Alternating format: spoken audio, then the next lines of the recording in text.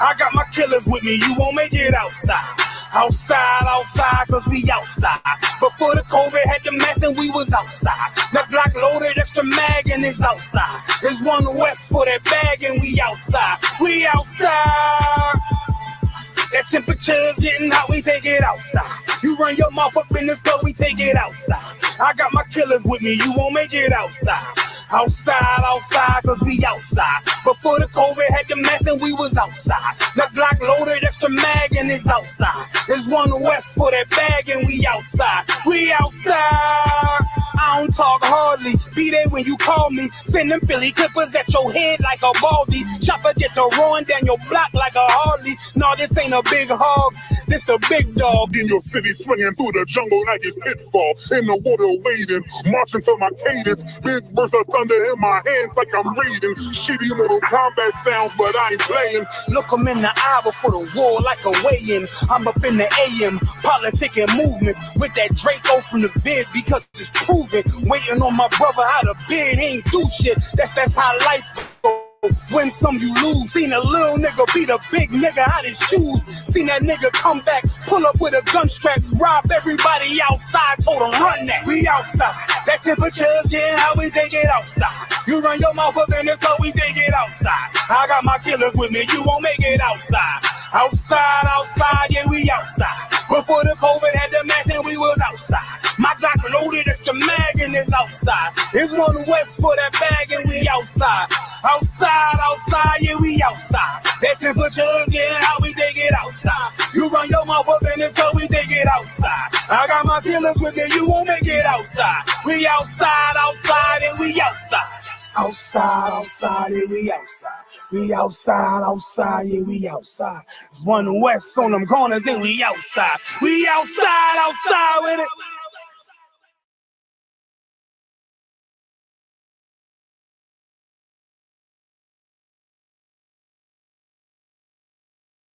Black like the damn streets. They're going to be a crazy and insane out your mind. And this is the product of the Christian church. Listen, man, she came up here, put some money in the bucket, then said, what, give me back my goddamn money. We ain't care about money, man. Money might drive you, but it ain't going to drive us. That's right. And your mouth is why your baby don't got no daddy. That man done left you, and you're running the streets like a stray dog. That loud mouth is why that man left you dumb behind, because you're running your mouth like a goddamn dog. You're like Dino from Flintstones. That's you. You foolish and clamorous woman. Give me that first. Go ahead. The book of Proverbs, chapter 9, verse 13. A foolish woman is clamorous. She is clamorous. You know what clamorous means? Loving to run her damn mouth and saying nothing. Loving to run her mouth and saying nothing. That's all I'm saying. Loving to run her mouth and saying nothing. A foolish woman is clamorous. A foolish woman is clamorous. Listen, man, I learned from Commanding General Yohana, man. I done seen this demon before. I done seen this damn foolish demon before. You're not endangering a child out here. Where's that child's father? Let me call him so he can come and get full custody. Because you're crazy and you're foolish and you're out your goddamn mind. Black men love their children, but ain't no black man putting up with that damn nonsense. Ain't no black man staying in the house putting up with that damn nonsense. And as you're putting up with that, you're a goddamn weak nigga. You're a weak ass nigga. Put that bitch in check. Put that bitch in check. So I don't have to do it for you. Running around the street terrorizing people. Now if I didn't have no discipline, I would knock a goddamn head off. You would have a problem. Put that bitch in check. Put that goddamn bitch in check. Read it again. A foolish woman is clamorous. She is simple. She is what? She is simple. She is what? Simple. She is what? Simple. Go ahead. And knowing nothing. And you don't know nothing. You don't know nothing. That's why you got to kick everything over and get violent. That's why that man left you. That's why he left you. and you're shopping around for daddies right now. Who gonna be my baby dad? Who gonna be my baby dad? Because that baby father don't want your dumb ass. Because you're stupid and you're simple and you know it's nothing. I tried to ignore you. I tried to leave you alone. But you don't want to leave black men alone. You don't want to leave black men alone. I don't give a damn if you believe what I know or I don't know. But the fact of the matter is, you're stupid and you're simple. You got a goddamn child out here and you doing all this reckless thing with this child. And ain't nobody. Talk to her. Talk to her. Read. Read. Psalm 83, verse 1. Keep not thou silent. And again, Keep not thou silent. Oh God. keep not thou silence, oh God. That's what David said in the Psalms. Keep not thou silence. You don't see how we destroyed America? I understand, brother. I got you. Yeah, we the enemy now. But now the problem is me. Right? Now the problem is me. You don't want to check her, but now the problem is me. Black people, we are a house that needs to be put in order. We are a house that needs to be put in order. We are a house that needs to be put in order. Don't worry about it. Listen, let me tell you something. You know why she in the brother's face? Because she ain't got no man in the house. That's the closest to masculinity she'll ever get. That's the first man a goddamn baby ever seen. Listen, man, extend that arm. Extend that arm. Extend that arm. Extend that arm. Read.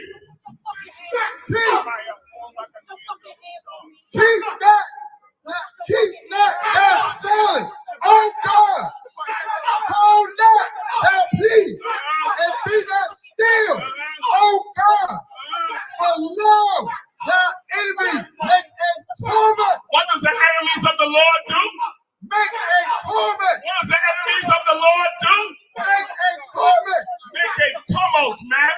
Make a noise. Why? Because black men decide to be strong.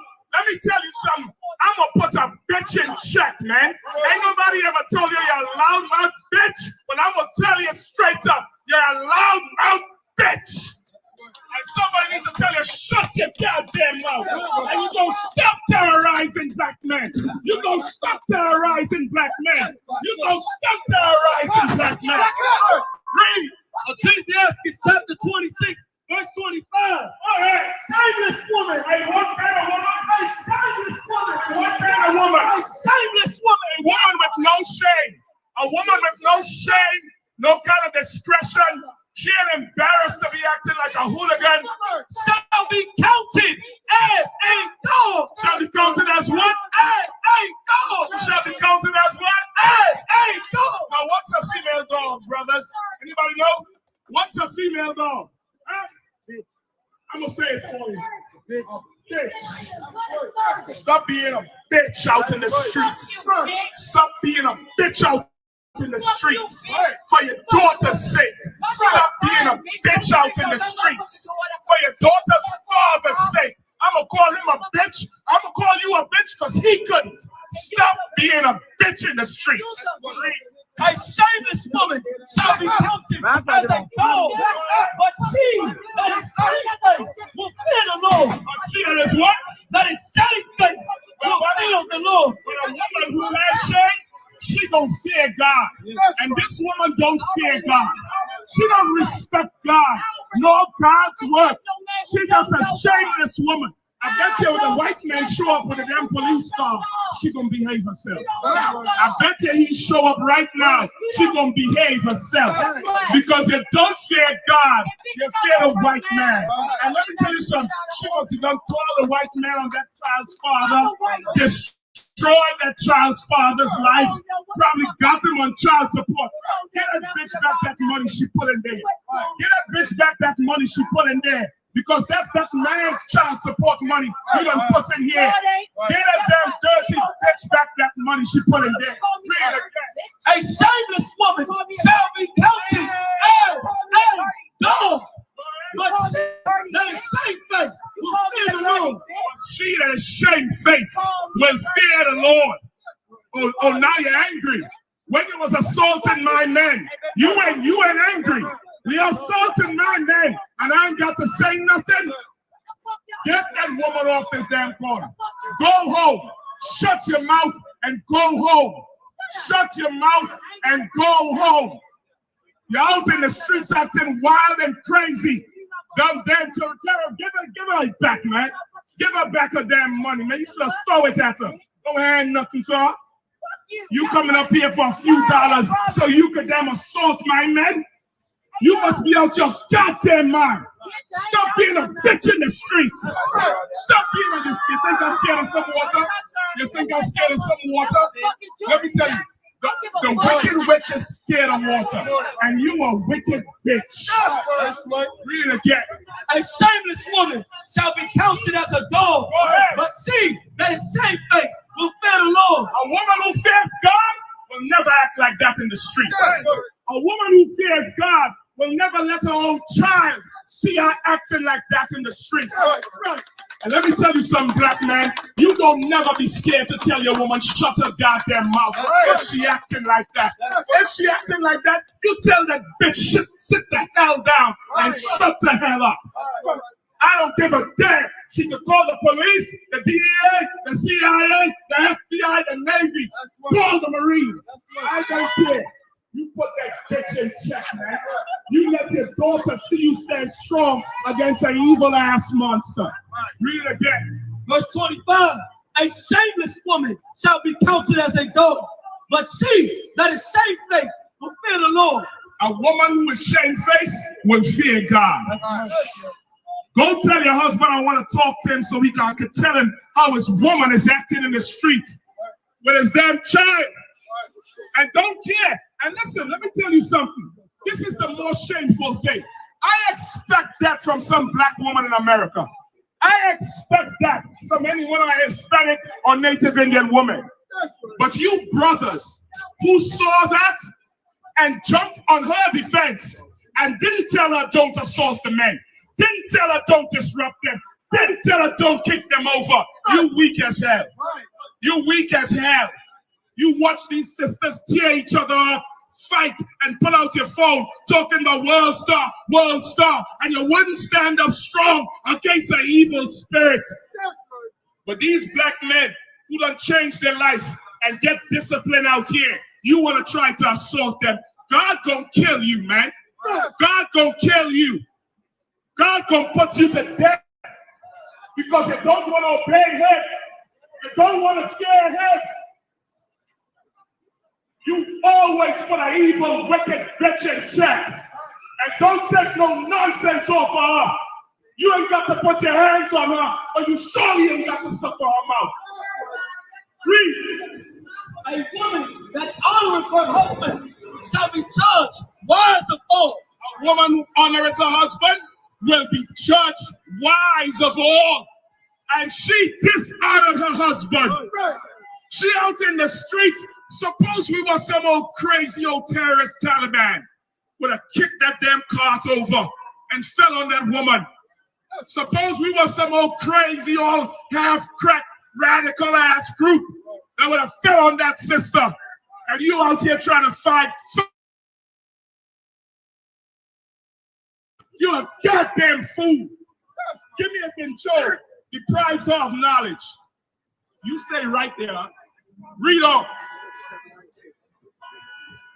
Keep not that silence, oh God. Hold on. Get me down to verse 17. Now the whole thing started because she disagreed who the Lord's name was. Now that we done vanquished the demon, I'm going to tell you what the Lord's name is. Tell them where you at. Psalms 83.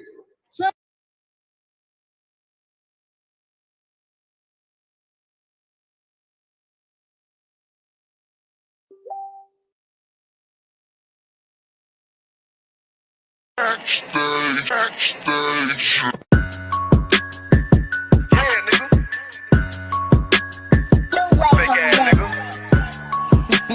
You ain't no Israelite, but you a gospelite, bitch. Fuck you talking about? If that nigga won't walk, bitch, we ready. It ain't hard to find us. Hawk, I keep that stick locked, loaded, boy, he'll fade you line up. Young nigga named Slayer, what you think, boy, you be done to try. Soft cold shit, we bout it. UPK, you solid, little bitch think I'm crazy, think I'm playing like bitch, I ain't the one. Warfare every day, so who is you, bitch? I don't need your love. Killers right round the way, what you think, I love this brotherhood, hood. More than you, bitch. Sharp on shit, I'm bout it. UPK too solid. Fuck nigga don't want war. It ain't enough clips in your army. All the bitches wanna take my piece. All they hoes wanna take my piece. All the nigga wanna take my piece. No, I can't let a dog take it from me. I can't let a dog take it from me. You a hoe study and you dummy. And these bitches really out this bitch walk around like they don't know nothing. And a lame nigga fall for them and get set up for the coins and get gunned down, man down. Should've took the time, get a damn no. But I see the solid and I show her. She could never get a priest home. You a dirt ass, rust ass neck bitch with a fake ass touring. In Tennessee while I'm touring. It's a Tennessee, but she luring. Yeah, that sucker duck bitch ass boy, fuck nigga over that bit muggin'. I say, if that nigga on wall, bitch, we ready. It ain't hard to find us. Hawk, I keep that stick locked, loaded, boy, he'll fade you line up. Young nigga named Slayer, what you think, boy, you be done to try. Soft cold shit, we bout it. UPK, you solid, little bitch think I'm crazy, think I'm playing like bitch, I ain't the one. Warfare every day, so who is you, bitch? I don't need your love. Killers right round the way. What you think? I love this brotherhood, hood. More than you, bitch. You a lame nigga down to me. Eat candy, but I'm sucker free. You a little nigga, ain't nothing to me. Base up while I fit a beat. Yeah, AR-223. Draco with a magazine. Yeah, that clip with a limousine. I shoot your ass in the spleen. While I bust your ass in the temple. We debating by the temple. Tell the truth, boy, you's a victim. And you're scoring off like a lizard. Nigga walk down my road. Why does nigga come down my road? Boy, come down my road, boy, I charge your ass toll fee. I'm a real big priest, nigga. UPK play for keys, nigga. Commander General get a damn order, but ain't nothing me to damn kill you. I stuck in his ass like a cat. All weapons, boys full of tech. Boy, like a close combat. They got popped off for a neck. If that nigga on wall, bitch, we ready. It ain't hard to find us. Hawk, I keep that stick locked, loaded, boy, he'll fade you line up. Young nigga named Slayer. What you think, boy, you be done to try. Soft cold shit, we bout it. UPK, you solid, little bitch think I'm crazy, think I'm playing like bitch, I ain't the one. Warfare every day, so who is you, bitch? I don't need your love. Killers right round the way. What you think? I love this brotherhood, hood. More than you, bitch.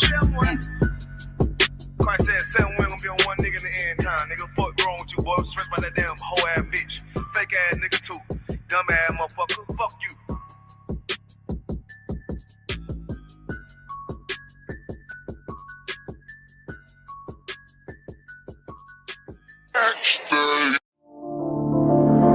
Back roll.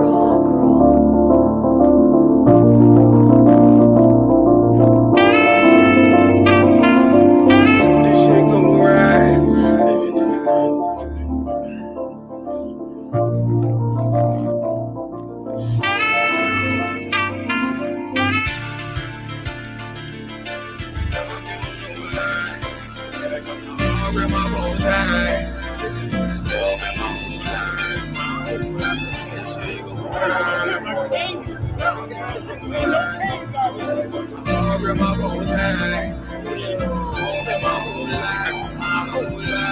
You'll never see another nigga like this. Used to have that white bitch popping on the night shift. Now I'm one westward, sharper than an ice pick. On you rappers' necks and it's feeling like some vice grips.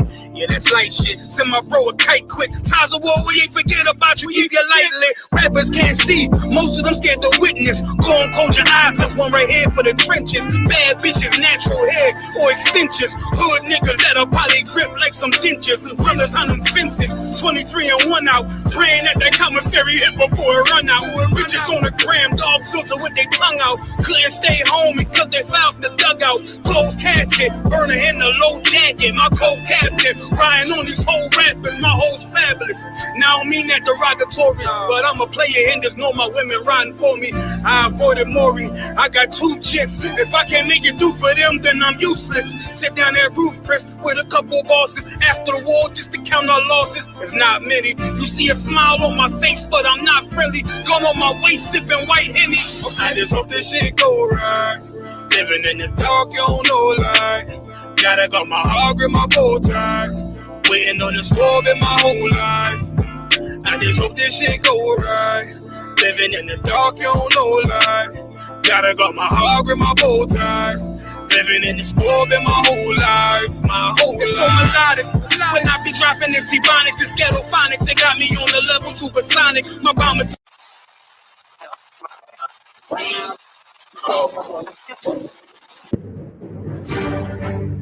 He's the man that came up with the term African American. Right. From now on, we call African American. But now somebody run up on you and say we should leave this place. You turn to them and say, "Where we gonna go?" Right.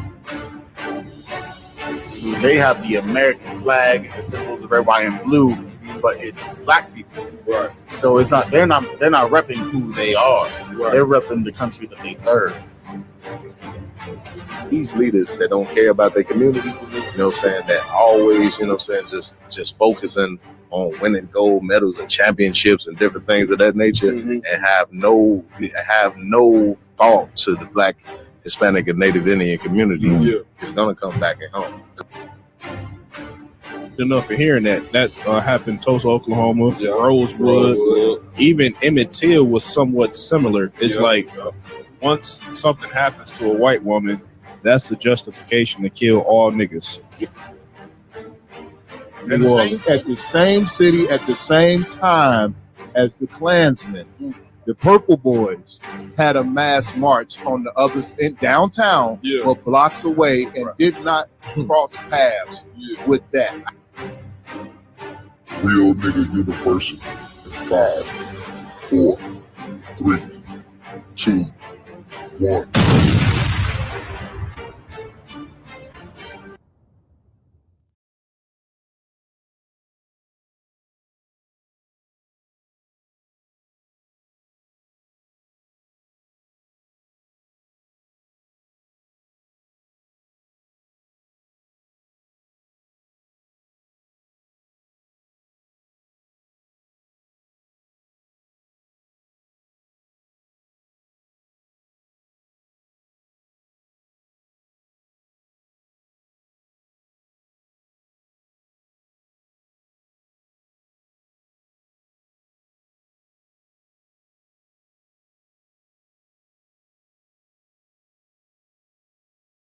Show the Most High some love for that. Also, we want to give it up to our King, Yahweh Shah Mashiach. You understand? Whom the world ignorantly called Jesus Christ. And of course, the man with the plan, none other than Commanding General Yohana. You understand? And I'm right. All right. To my right, y'all know who he is, rocking it out with us every week. Officer Lamakiala in the building, doing what he do. All right. To my left, you know who this is, Officer Yaradan. You understand? One of the top MCs in the game. He got music coming. Relax, it's on his way. You understand? That's right. All right. To my far right, we got Officer Iwalam in the building. You understand? Damn right. Damn right. You know what I'm saying? And to my left, you know what I'm saying, we got Officer Mayad doing what he do. You understand? Bringing out heavy information every time he bless the mic. You know what I'm saying? We got a full house in here tonight. You understand? Officer Raj on the ones and twos. Number one, he'll be joining them shortly. But we also got one of the captains in the Midwest in here with us tonight, Captain DeBob Moffat in the building. You understand? Joined by a nigga who snuck in town on us. You understand? They, you know what I'm saying, snuggle this in nigga under the suitcase. That's right. To Milwaukee. We ain't know nothing about it up here in Chicago. He was in Chicago, okay? He ain't no more. Yeah. Council will be served. It will be. Officer will come in the building, you understand? And of course, we got the battle axe in here with us tonight, you understand?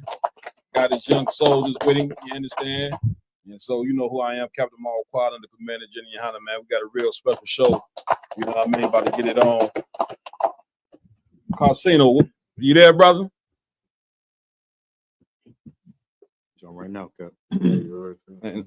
I'll mute your mic, please, brother. Casino, can you hear me? Yeah. Can y'all hear me? Yeah, we can hear you loud and clear. Get a brother a hand, all right? All right.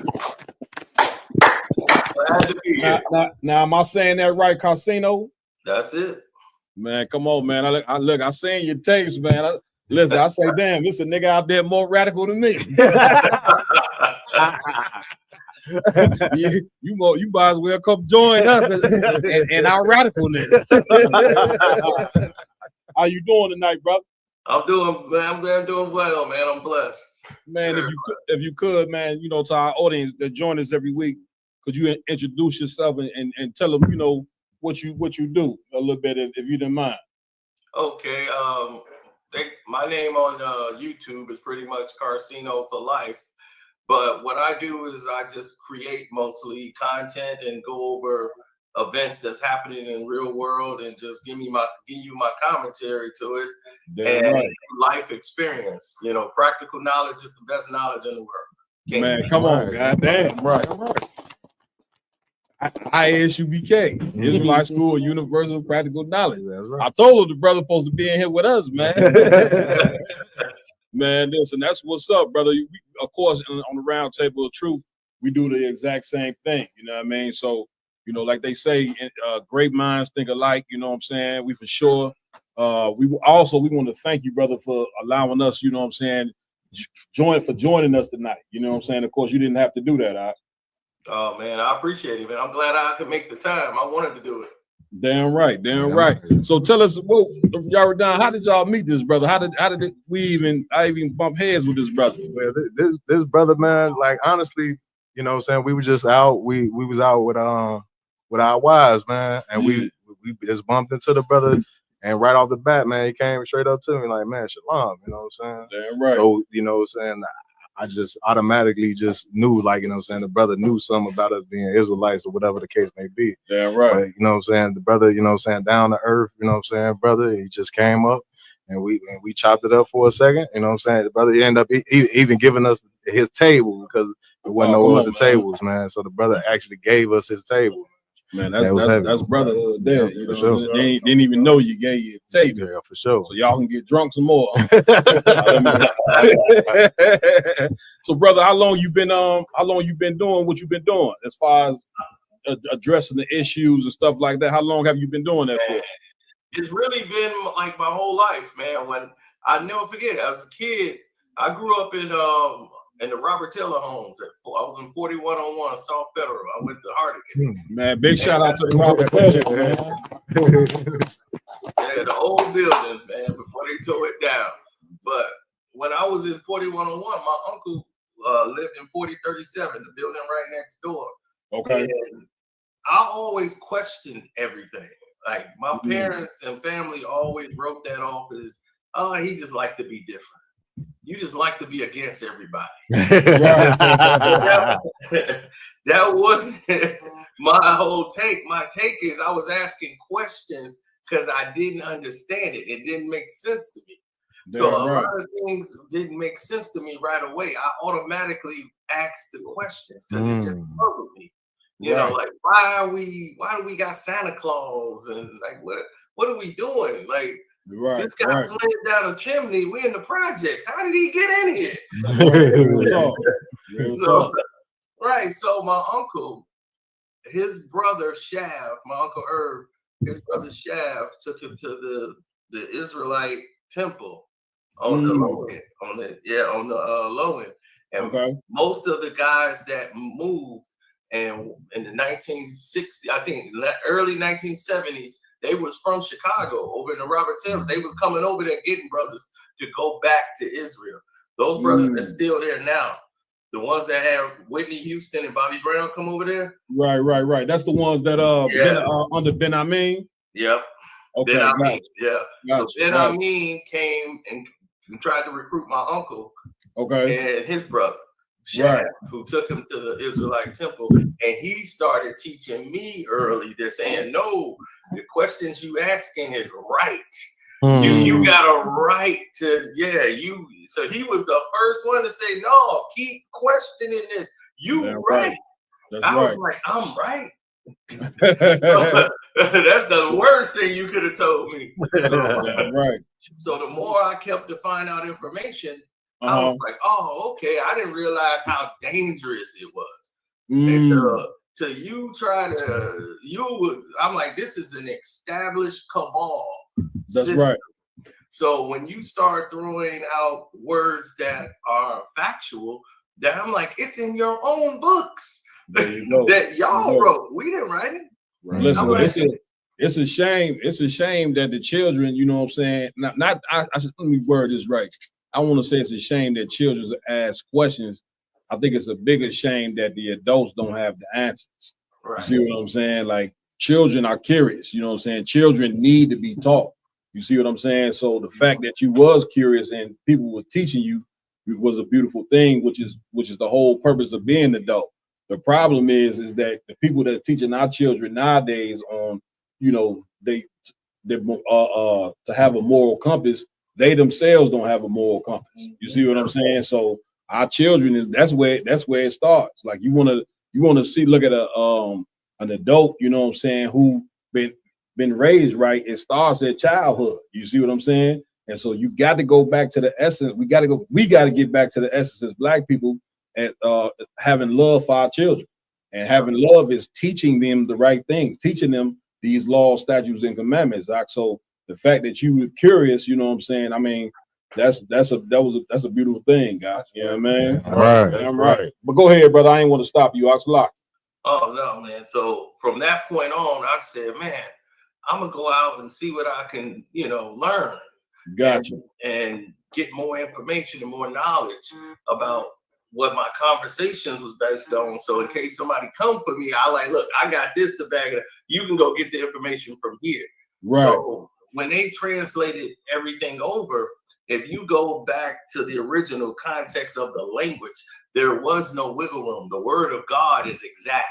Right. So they know that over there. Here we don't.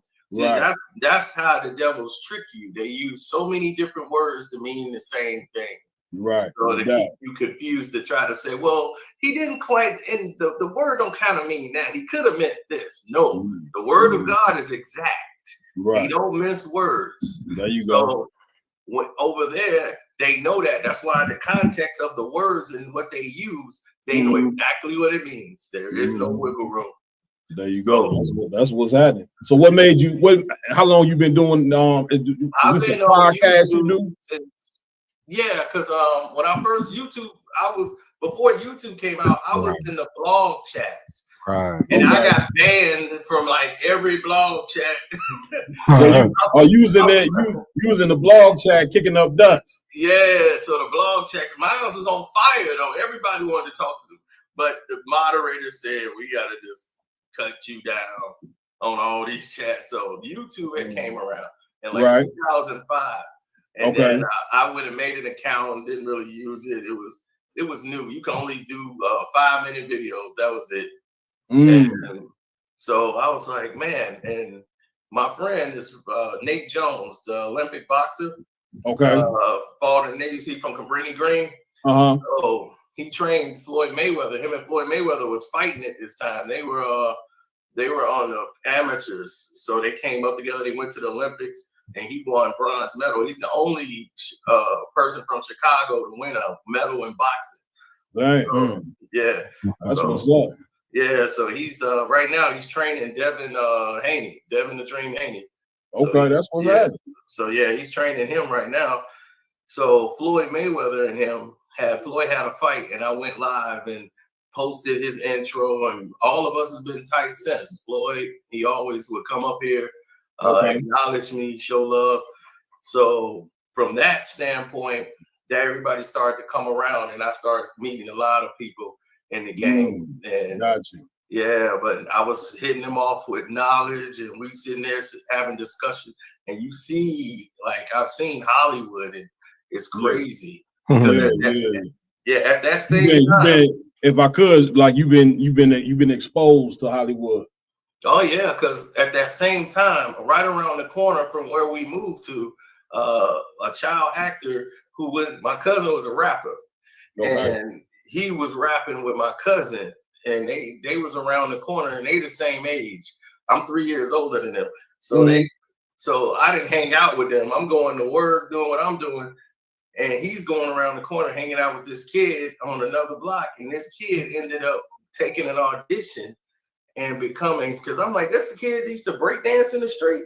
Right. And next thing you know, he takes an audition and he gets a show called All That on Nickelodeon. And that kid ended up being Kel Mitchell from Kenan and Kel. So Kel Mitchell grew up around the corner from me. So he was in my house all the time. So when he blew up and they beat Disney. They had never had a show to ever beat Disney. So them cats, they had a back then, man. They had a real. I remember them. They had a real popular show. Yeah. Everybody watched that. Yeah, man. Everywhere he would go in Chicago, anywhere they come up with the orange soda and love orange soda. So that's how I got introduced to the game, because the producer of that show is Brian Robbins, and I was like, Brian Robbins from Head of the Class. He produced the show, and he was all into music. He worked with Russell Simmons at Def Jam.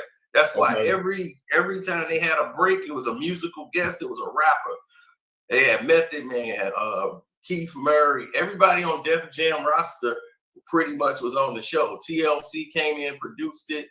So that's how I started to meet all the people in the industry and connect with people. And now Brian Robbins, I believe he works at Universal Music to this day. But yeah, he directed the movie The Show with Russell Simmons. He directed Hardball and Cabrini Green with Keanu Reeves. And me and him chopped it up there.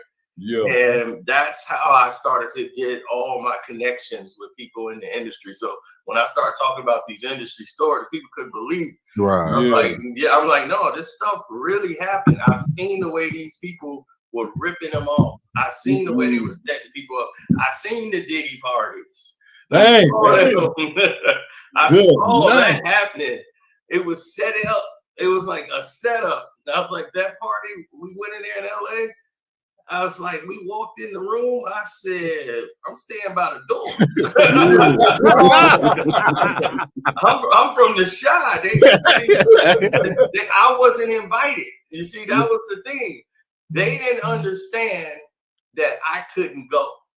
So they thought they meant all of us can go. So when they took us all there, I'm like, this was like one of my first times in LA. So I'm walking around looking at people, like, oh, what? Look at our face. Like, what's going on around here? Like, damn. Weird. Like, nobody's saying anything. And you see how they operate. And I'm just observing all of it and taking it all in. It's crazy. Would you say that, what I'm saying, that whole entertainment world is a very vile and disgusting world? Oh, very much. It's very much, because it's psychologically damaging. It teaches you to hate yourself. And Kel, who was so spiritually strong and everything, his mom, they took him there. He's a good Christian kid. They tried to turn him out early. So, they put him in the movie with Ben Stiller called Mystery Men. My cousin, they music video is still on YouTube. So they did the music video for it and everything, and they had a guy who produced the song. They took the producer off the record, and that guy name is Kenny. He played Robert Townsend's son on the TV show Parenthood. He was in Boomerang too. So he was a producer. He made the beats and everything. So they made the song for the soundtrack, but they see how it works. Universal did it too. But Universal said, "Nah, we like it, but we kind of want to go with our guy on this. Let's get our producer in here." And they bring in this white Eminem kid, and the kid looked familiar. And come to find out, that's the kid that used to be in Michael Jackson's group that he signed on the record label, his only rap group called Kuo. Yeah, it was a black kid and a white kid. It's called Kuo. Quo. Redman wrote. I remember them. Them. One of them looked like Redman, right? Yep, and the other one looks like Eminem. He looked like Eminem. I remember them. They came out. He was producing the record because they had him under contract. And come to find out, he's the one that defended Michael Jackson, and later came back and tried to turn on Michael Jackson after he was dead to try to get some money. That's great. Same guy. And the other member of the group is married to the girl that played the daughter on the show, The Parenthood, with Kenny. So they removed Kenny out of the way so they could put the white guy in charge. So the white guy can get paid because they already paying him. So why they gonna pay two people? They paying him to do nothing. Right. He's under contract. So that's why it was all business. And they took him out. And once they did that in the movie, Mystery Man, Kel is supposed to play Invisible Boy. And it's not in the script. They create something new in the script where Kel, who's the only black man in this movie, right? You want him to strip completely nude. In a kid, like a PG like movie, they was like, oh, it's gonna be funny. See, he's gonna be invisible. He's only invisible when no one looks at him. So he's gonna cover up, and then all his clothes are gonna fall, and he's gonna turn invisible. And then when everybody looks at him, he's gonna be naked, and it's gonna be funny. And then you cover yourself up. This led to a whole debate because his mother was like, no, he's a good Christian boy. He grew up in a church. There's no way this is happening. And his parents, the studio, everybody, they fought for this. Because they was like, look, he's a Nickelodeon star and all this. We can't do that. Y'all not gonna do that to my son. So it was it was a big fight. Yeah. At the end, Kel went and did it. And once he did that, they got him. Now they know they can get you to do whatever they want to do, and you're gonna go against your own parents to do it. Right. And so now you about to be basically exposed and basically turned out to all type of evil, you know what I'm saying? Listen, I'm scared to go over any story with a celebrity here tonight because ain't no telling what you gonna say. I'm not sure I'm gonna say anything with the celebrity. I'm joking, man. Listen, we don't go nowhere around them people. You know? But after that, they know who to invite and who not to invite. I was not invited to a lot of anything. Yeah, right, man. Give it up. I got too much shot down. Look, I know that's right. You coming from the project. Big shout out to the Chicago project, man. Right? You know what I mean? That was not gonna go down with me, but because of that, he started to become more staying with his faith. Though he was locked in, he would not break. So he turned down movies. He was supposed to be in that movie, Me, Myself, and Irene. He was supposed to have been one of the sons in that movie. And they was all the cursing and like all the F words and stuff. And his mom was like, my son, don't do that. Right. You're not doing that. Yeah, so they straight up and down try to strip the brother of his morality. Yep. And he didn't do it, and they punished him for it. That's they crazy. Punished him. They kicked him and banned him basically from Hollywood, everything. That's why he just now coming back.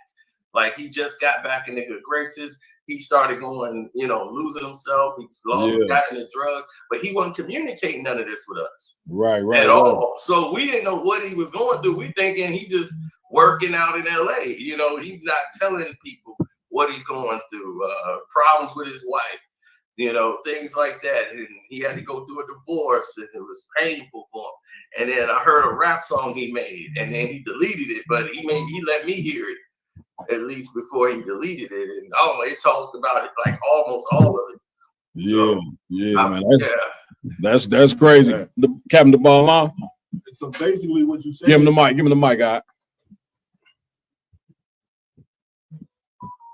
Yeah, I can hear you. Yeah, so basically what you're saying, brother, is what Hollywood is doing is because back in the day, especially around the time when Me, Myself, and Irene came out and all that came out, it was taboo to hear kids, using profanity on TV. Yeah. So basically what they were trying to do is have somebody be the forerunner of breaking the taboo, like changing status quo. Yeah. And so what I wanted to acknowledge is, because what you said was so heavy, they did this over time, but they did it in small increments. Yeah. You see what I'm saying? And so now where it's so normal that when a kid doesn't use profanity in a production, now that's taboo. That's like, what? So they made what was normal weird, and what's weird is normal. And that is Hollywood for you. Well, listen, man, I like this brother already, because most people will when they get exposed to Hollywood, they fold. Right. You know what I'm saying? And get down with all the nastiness and lewd, sex and nudity with the drugs and all that. And it sounds like Casino, man. You was exposed to it, but you held your integrity, man, which is a never heavy done thing. a drug. I never done a drug. Don't have any tattoos. I'm just like no ear piercing. I didn't do nothing. I was original man. I was like, right. Damn, get a brother hand, man. Yeah, they wasn't gonna get me, boy. They tried because what they do is they send the women. They try to get us the women. Nah, I understand. So that's how they break you. So they send the woman in there. And I was like, I'm from the city. I seen this play. You know, I'm from the city. I seen this play before. Damn right. Damn right. The brother got the. Yeah, I'm only interested. But see, here's the game that they play. Go ahead. In Hollywood, everybody is like in a circle. It's weird. And they do this even in the restaurants. You are not allowed, like if you know somebody or you see a celebrity or something at the table, you are not allowed to go to that table if you're not in that certain bubble. You know, everybody in your clique, like Kale's clique, was like Nick Cannon, Kale, Megan Good, her sister, a guy that played in Roll Bounce, the guy that played Sweetness. Yeah, he was there. Wesley Jonathan, he was there. So what's his name, Jason Weaver, like all of those guys, like they were all in a circle and they all was in that same bubble. They could never go to the other tables. They were in their own section, and it's like your own caste. You know, like it's a clergy system. Like you're not in this upper echelon. So you can't, even in a restaurant, y'all got to sit together. And y'all are not allowed to mingle with the other ones unless one of them come grab you and bring you to that table. And once you at that table, you can no longer talk to the people at the other table that you just left. That's how weird it is. And I saw that live. I said, this is the craziest thing I've ever saw. Real talk. That happened to Nick Cannon. Nick got big. He started blowing up and he got bigger than everybody at the table. See, what Kel said no to, Nick said yes. I told you I ain't want to talk about these Hollywood stuff. Yeah, Casino, he exposed y'all. This is the round table of truth. He exposed y'all on the round table. This is not gonna turn out well. Good night. Hey, Casino, one brother had a question for you. Go ahead, my y'all. Hey, Shalom, brother. Hey, real quick, you said something early on.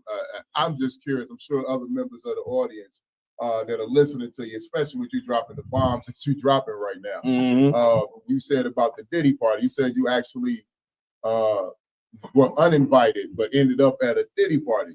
I just have to know. It's a lot of I got to know, bro. Go ahead. I know you know they made you was like, look, I'm standing by the door, which is Chi-Town into the pool. Like, I ain't going in there. You know what I mean? But I know you saw some things at that Diddy party.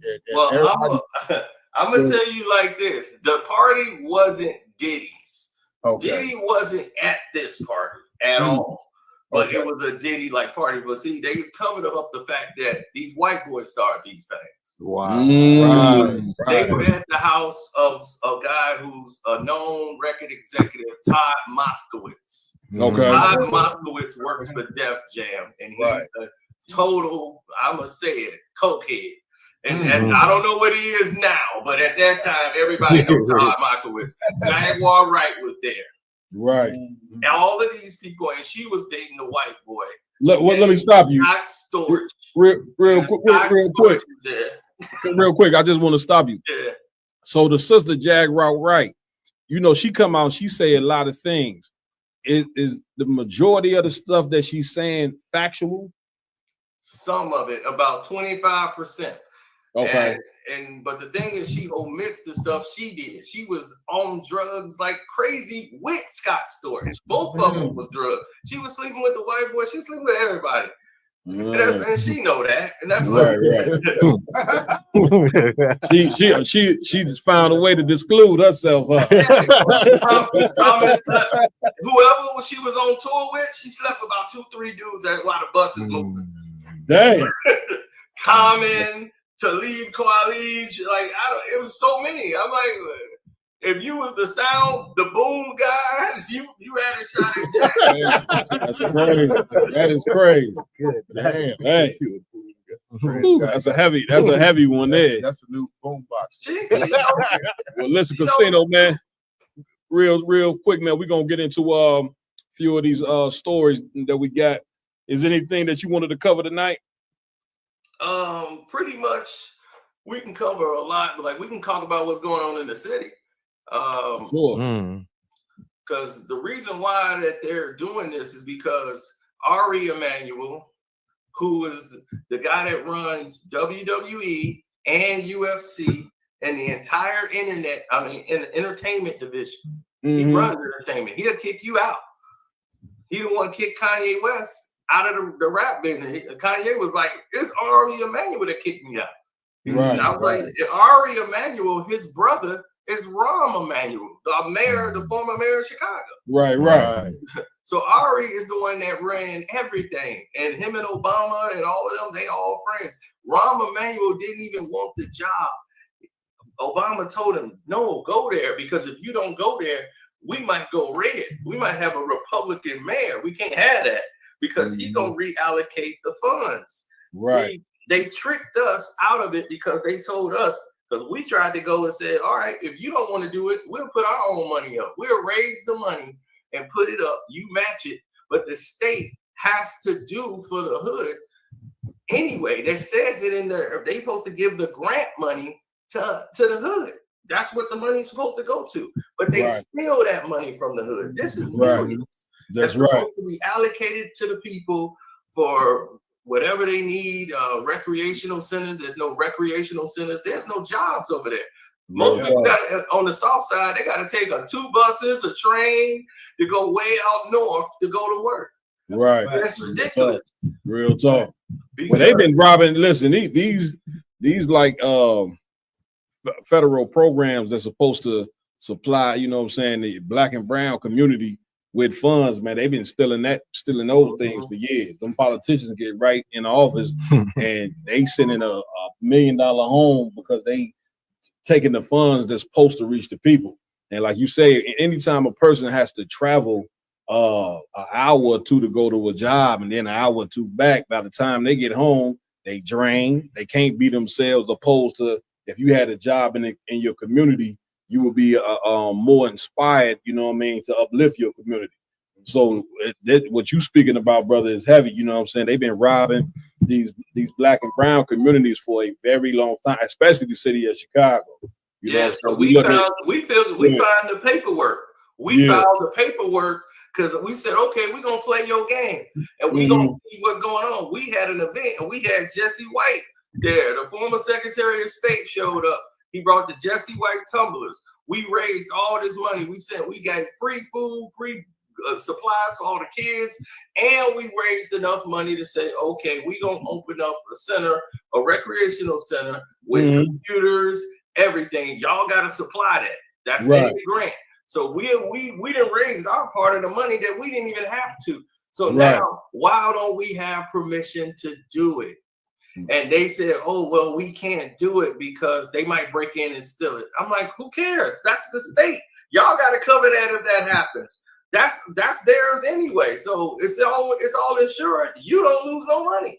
Right. It's coming from the government. So that's their money anyway. But here's the trick they played on the hood. They send you those census. And when you don't register on the census, it's like you don't live there.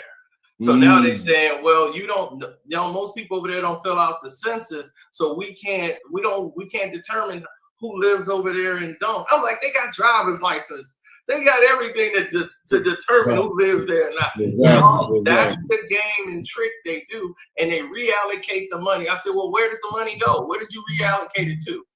They can't give you an answer. Right. So that's the trick they played. Yeah, man. Get it, man. Get it, brother. Go ahead, Cap. Cap, you know what this reminds us of? Go ahead. Man, the lecture that Officer Iwalum did about Gary, Indiana, and the mafia tactics that they use when they come to dealing with racketeering and using all of these political and government funds and then reallocating them to themselves like criminals and gangsters, man. That's all it is. It's the format, the blueprint that they've been running game on it for a long time. Real talk. Listen, you're some of the most impoverished communities in America. You're gonna find the biggest crooks, you know what I'm saying, which are the politicians. Now, when you take the politicians who are the biggest crooks who make the community poor and mix them with the religious leaders, you know what I'm saying, who are immoral, you know what I'm saying? So now you got politicians that's robbing them. Then you got the preachers, they robbing them too, you know what I'm saying? But they, you know, the morality that they teaching them is off like hell. I mean, pretty much black and brown people don't have a fighting chance, you know what I'm saying? So brother like Casino who come out, you know what I'm saying, and speak on these type of topics, you know what I'm saying? We need, like the Bible says this, Isaiah 58:1, cry aloud and spare not.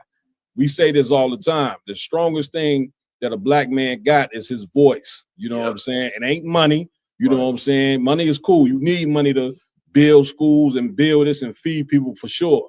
But you need a black man to open his goddamn mouth, you know what I'm saying, and speak against the ills of this place. Open your mouth.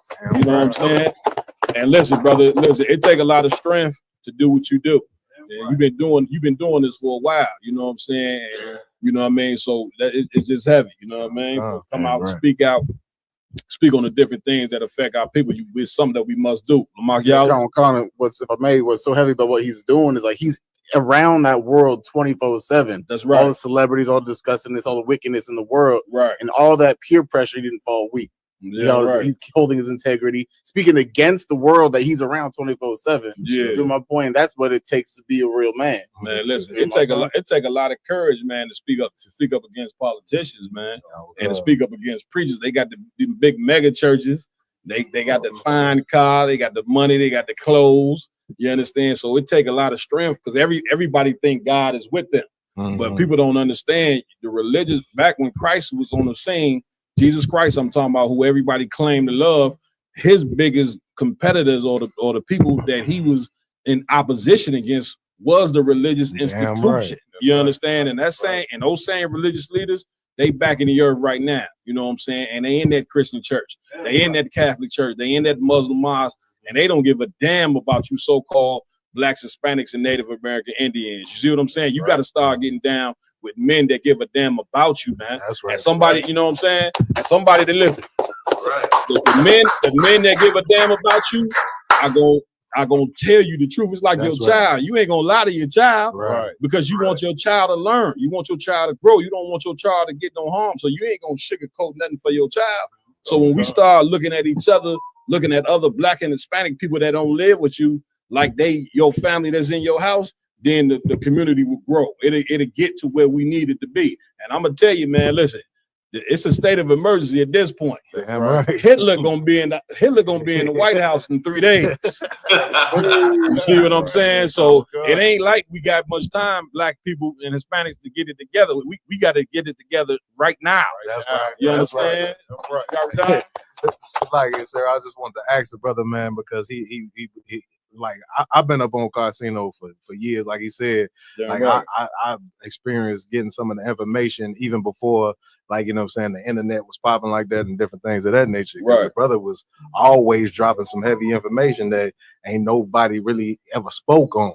So I just wanted to ask the brother, have you ever experienced, you know what I'm saying, going through, like, it's a process where they blackball people that's not with the agenda? I see you speak, you know what I'm saying, people like LeBron and Drake and everybody that's kind of like scared to talk about, you know what I'm saying, in a negative fashion. And you know what I'm saying, you have the cojones to do it. You know what I'm saying? So have you ever experienced like the industry trying to like blackball you or whatever the case may be? Absolutely. They've been doing that forever, but I'm like, I must talk no matter if I got one person in front of me. You ain't gonna shut me up from talking. That's right. You ain't gonna stop me. They're right. They did a dirty game because I used to get like 400,000 views a video. It was crazy amount. They didn't know how to do that, but YouTube ran a whole different scam on people. That's when they started putting the monetization dots in like 2017. That was to marginalize black people from white people. Because see, it was wide open and anybody had a chance to make and earn money. It was an algorithm. It wasn't based on color. Now it is based on color. They're controlling who gets what. Wow. Right. There's a reason, and this is something I want everybody to know. What they do here is they invite you to these places. There's in New York, there's one in like Arizona, and there's one in California. And what these are is like hubs, because most content creators, most of them are poor. They work, they make all these, they spend all their money on cameras and all this technology, but they need money. Right. So they get invited by these big conglomerates that invite them out because they get a lot of views or attention. So they invite them out. I turned it down, but the other creators went. They went over there to it. I told them I'm good. Damn right. Hey, listen. They came back and told me, and here's what was important. Go ahead. And I want these young creators to know. When they invite you in there, this is what actually went down. There's a party. It's like all this fruit, snacks, and they'll hire celebrities. Like some people that you couldn't believe would be there is there to congratulate you and say, oh, well, I'm glad you guys do good work. You're not allowed to take pictures. They don't allow that. You're there to network with all the other content creators. So everybody's like, you put up in a hotel room, you think this is a great thing. Right. Then certain people in that crowd, they pick out to come back to the night. They're going to have an event at night. And they tell you, okay, well, we're having an event. You plus the other person you can't bring nobody else. They took them to a limo out to the house to another mansion that's way in the woods. It's another big mansion. They got the thing to lock their phone in the box. You get all your phones locked up. You go in there, people are all dressed up and they got on like masquerade masks. And there's celebrities in there too, people you would recognize.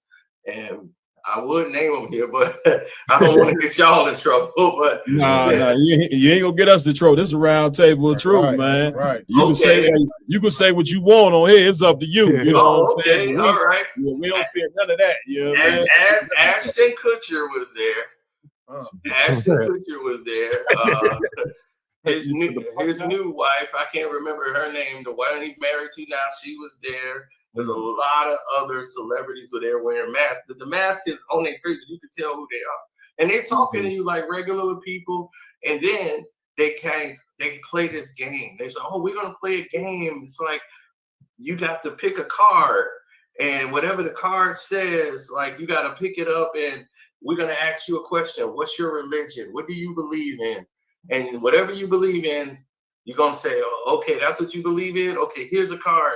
Now I want you to just denounce it. Throw that stuff away like it don't exist. I want to see if you got the power to let it go. Right. And then they were like, what? They was like, it's just a game. That's what they tell them. It's just a game. What do you believe in? And they were like, and then the other person said, I'm not doing it. And the other guy like, well, I'm going to do it. It's just a game. So he said his religion and said, I denounce it. They were like, okay, good. You can go in the room.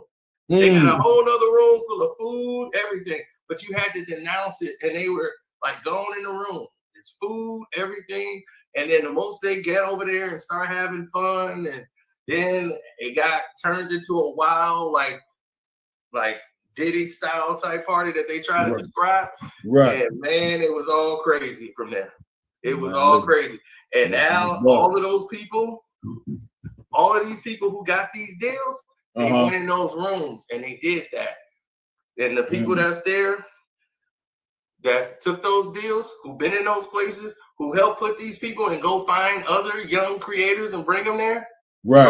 Logan Paul, Jake Paul, Kai Cenat.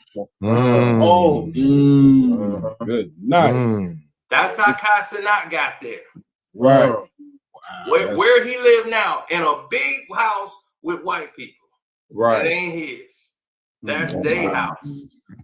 And if I could ask a question in the basement, and he's supposed to be the most powerful, richest guy on the internet. Why are you in their house? Right. Yeah, You right. work with them. Brother got a question. There's one quick question. So what's the deal with these handlers? Like, so what is the role of these handlers like that they be having around them that monitor? I think they say that they monitor them and make sure that they stay in line or whatnot and keep them like cut off from certain people in the world. Like, is that true? And how deadly does that get? The handlers are the same ones you see in the Christian church, in the Catholic church, and one of those mega churches. They're there too. They're there to make sure everything goes down the way it's supposed to go down. You don't break protocol. So that's why they're there. They got them there. They're supply you with drugs. They're the ones to influence you to do the drugs. Hey man, let's go party. Let's turn up. Your job is to keep him right where you need him to be. Now, Kai Cenat one day might tell you what happened at that place with him, but there's a reason why he made it to where he was, because he was dirt poor and he needed it, and he came up and he did anything just to get the money. He had to get the bag. So maybe one day, I just say integrity over everything. You ain't gonna get money. All money ain't good money. No. All money ain't good money. Rumble One, you got a question? As far as like a lot of the stuff, I don't know if you know anything about this, but as far as what Cat Williams was saying, I know you was talking about Kai earlier, but he also had something to say about Kai saying that he was basically an implant into the the business or whatever. Would you say that's true, or whatever? Cat is one of the smartest people I've ever met. But one thing about Cat is that when he saying things, he's like mostly it's his observation and some of the things he's seen, and some of the stuff is just part of his comic bit that he does, and everybody take everything he says literally now because of this Shannon Sharpe thing. So some of the stuff he's not 100% accurate on, but he's right. You're right. So with him, a lot of the stuff he said, I was like, okay, that was right. That's what happened. And some of it is his theory. So what actually happened, and he'll add on of what he think is going on else behind the scene, and he'll add that in with some comedy. But it's not necessarily normally true. But a lot of things he's saying, like it's a cabal, it's a system. But he was going through things because he wouldn't play ball either. Right. And he's mad at Kevin. Kevin Hart was, like he said, Kevin is a plant. Yes, they planted Kevin Hart there because you didn't want to do it. You couldn't travel because you had a visa problem. You couldn't go out of state, out of the country because you had some problem with your visa. So they just grabbed Kevin Hart instead of waiting on you to film the movie. So Kevin Hart was already there. And they was like, well, how did he get a TV show? I was like, Kevin Hart came down to Cali to audition for that show. They put him on because he one of the guys, he was in the stand-up guys just put him on. But Kevin thing is he blew up. Then he met the people and he got compromised. He agreed to do stuff he shouldn't have did. And he crossed his best friend, sacrificed him. About to send him down, knowing that man didn't set him up. That whole play was set up by Kevin Hart. Wow. That whole thing was to set up a whole comedy tour. It was staged to be an event that was going to set up this comedy tour and everything else. It got out of hand because the girl sued. Right. Because she wasn't in on it. And she went and got a lawyer and sued. And then there was a big backlash, and it wasn't a ha ha ha. It was like, oh, now he's about to lose sponsors and big money. Now he panicked and said, my buddy set me up. It was sabotage. And that man, the FBI came to his house. His wife almost had a heart attack, passed out. This is your best friend. And that man had to fight that for 2 years. And he's suing Kevin Hart right now as we speak. Look, that just goes to show you, man. Listen, black people, man, we need to create our own Hollywood. That's right. And not get into their world. When you get into their world, you see what goes on. And you know what? We can do it. Like people, listen, people laugh all the time about Tubi. You know what I'm saying? But Tubi ran by a white dude, but it's movies that black people didn't direct. And of course, it ain't like Hollywood. It don't have, you know what I'm saying, the cameras ain't as sharp and Right. the acting ain't that good, you know what I'm saying? But one thing we have to learn is to have our own, you know what I'm saying, and to build our stuff up from the ground up. Instead of going to play in the NBA, all the ball players is black. Why they can't take their money and create our own NBA? Or we can't take our money and create our own NFL? Right. We can do it, but the problem is we don't believe in us. Right. You know what I'm saying? We've been in this place for far too long, and the self-hatred is so real. Damn right. It's so real. But man, we can create our own Hollywood, man. And our own story. Hollywood was dead. And when they had the communists and the writing strike that happened way back in the 60s and 70s when the war was going on, and they was saying all the writers was communists and everybody was scared to make movies. Blacks they kept Hollywood alive. All the Black Caesar, Foxy Brown, Black Exploitation. Black Exploitation. I'll be watching those movies to this day, man. Yeah, listen, them Black exploitation movies, man, some of the best movies out. We stayed in Hollywood, and we were supposed to have a piece of it, like they promised. And them boys weren't gonna give you that. Hell no. They ran them all out of Hollywood. That was Mario Van Peebles making a lot of movies, right? Yeah. Melvin. Okay. Yeah, man. Listen, that's crazy, man. Well, listen, Casino, we're gonna pull this first story, man. Of course, if we chime in, you welcome to chime in, man. We about to get it on. You know what I'm saying? Lamar, what you got first on the list? First up is an article. We're going to be going over Alfonso Ribeiro. He believes that because he married a white woman, that he will never be accepted by the black community. And so this is a story I guess supposed to be all over the internet, and he just totally upset about it. Let's get into it. Come on. Alfonso Ribeiro says he's not accepted by black people. Black Twitter reminds him why. Now this the cat, for people who don't know, the one that was doing the white man dance on Fresh Prince of Bel-Air. Right. Carlton. This is Carlton, you know what I'm saying, for those listeners out there. All right, keep going. Come on. Alfonso Ribeiro, better known as Carlton Banks, Will Smith's corny, geeky cousin in the television sitcom The Fresh Prince of Bel-Air, decided to talk about being ostracized by the black community for having a white wife. Except Black Twitter reminded him that he was not on top of anybody's mind. They're like, what the hell made him made him even come and say something about this is the question. You know what I'm saying? Go ahead, Avalon. Come on. Okay. Go ahead, Casino. I was going to say, I met Alfonso Ribeiro, and it wasn't a very nice encounter. He was out here in Illinois with his wife, and he reminded us that he isn't black. So Alfonso Ribeiro, if you saying that you reminded us that you are from Trinidad, Tobago. You're a Dominican. That's what you said. I'm Dominican. I was like, oh, okay. So now, go ahead. Let's say that for the record, buddy. Remember that. You told me to my face in a Glenview grocery store when you was there with your wife. I don't even know what you was doing in Chicago at that time, but you was in Glenview, Illinois, at a gas station. I mean, at a grocery store, and you told me you're not black, you're Dominican. Well, listen, the Dominicans, you know what I'm saying, according to the records, the Dominicans is niggas. You understand? Right. Yeah. So, but you do have a lot of Dominicans, you know what I'm saying? Once again, that self-hatred, you know what I'm saying, that was pushed by the Catholic Church, you know what I'm saying, where we basically pretty much been taught to hate each other, you know what I'm saying? And when you taught to hate each other, you gonna go get you a white woman.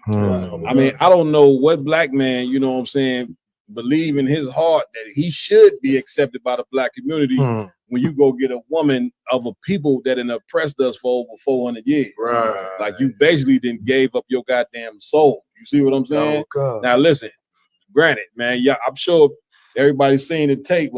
Big shout out to Captain Shock. You know what I'm saying? Ramawan played the tape at the beginning before we even came on, where Captain Shock cussed that sister the hell out. You know what I'm saying? But what people don't understand, when you see that type of footage, That's black love right there. Like that, what he was doing was giving our sisters the correction that they so desperately need.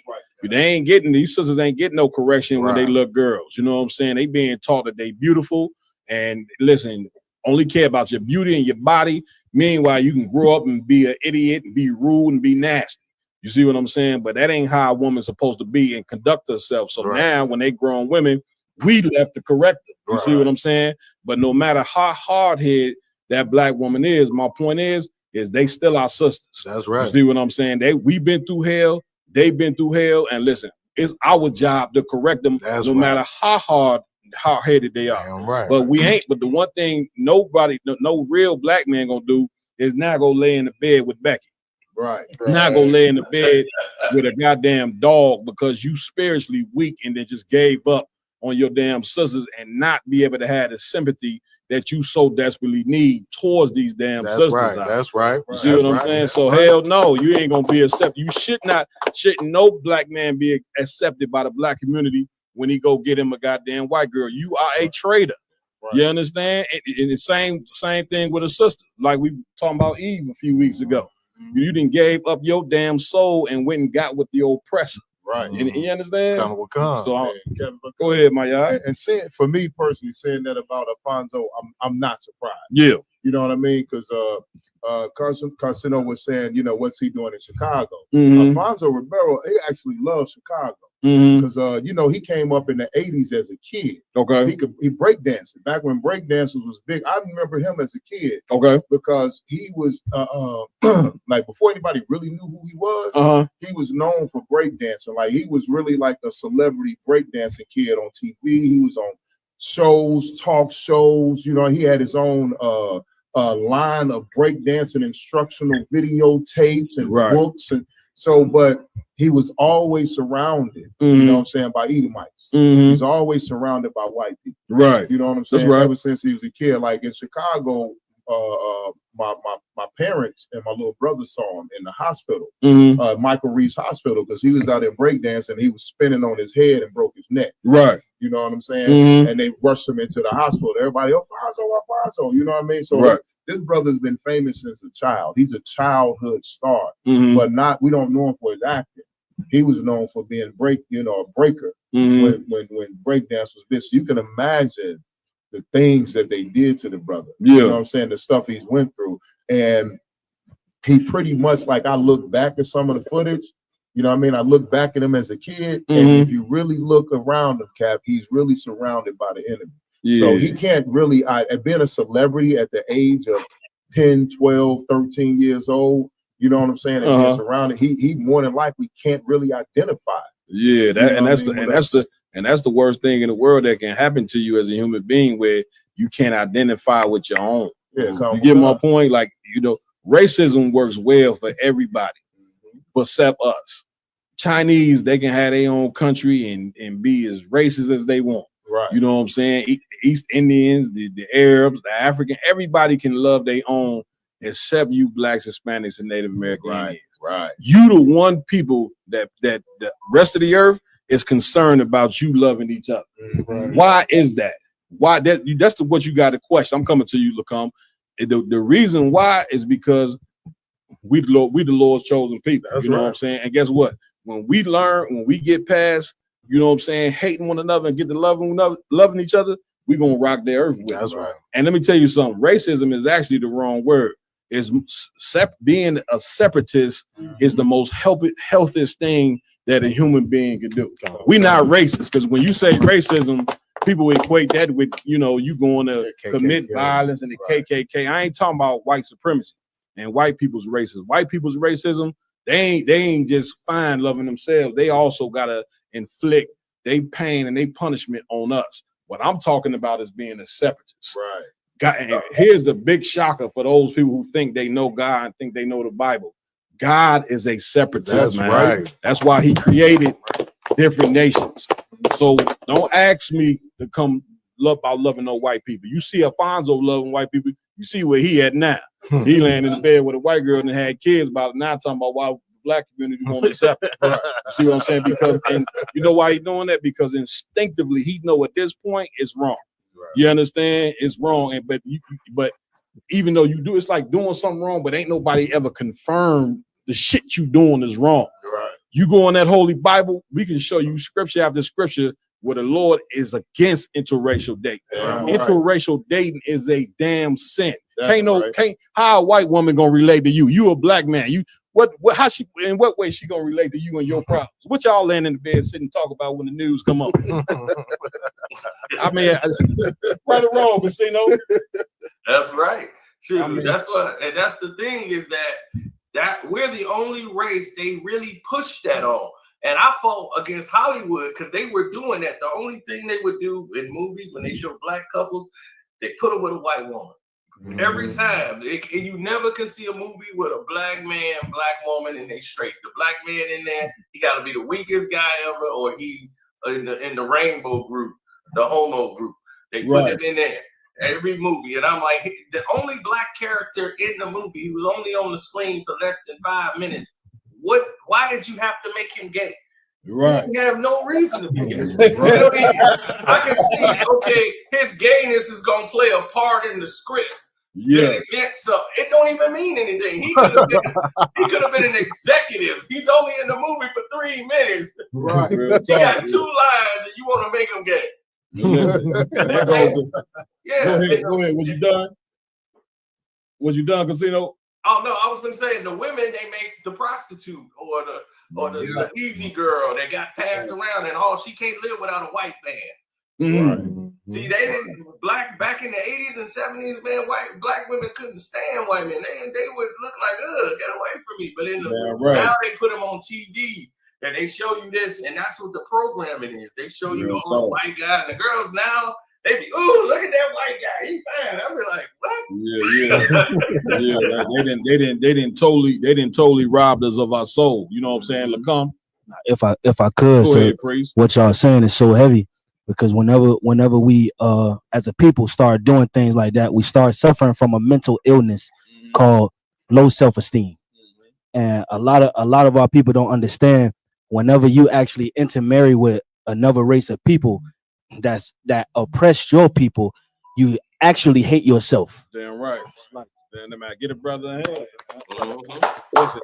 Listen, you go low self-esteem if everything around you that's perceived as great is white.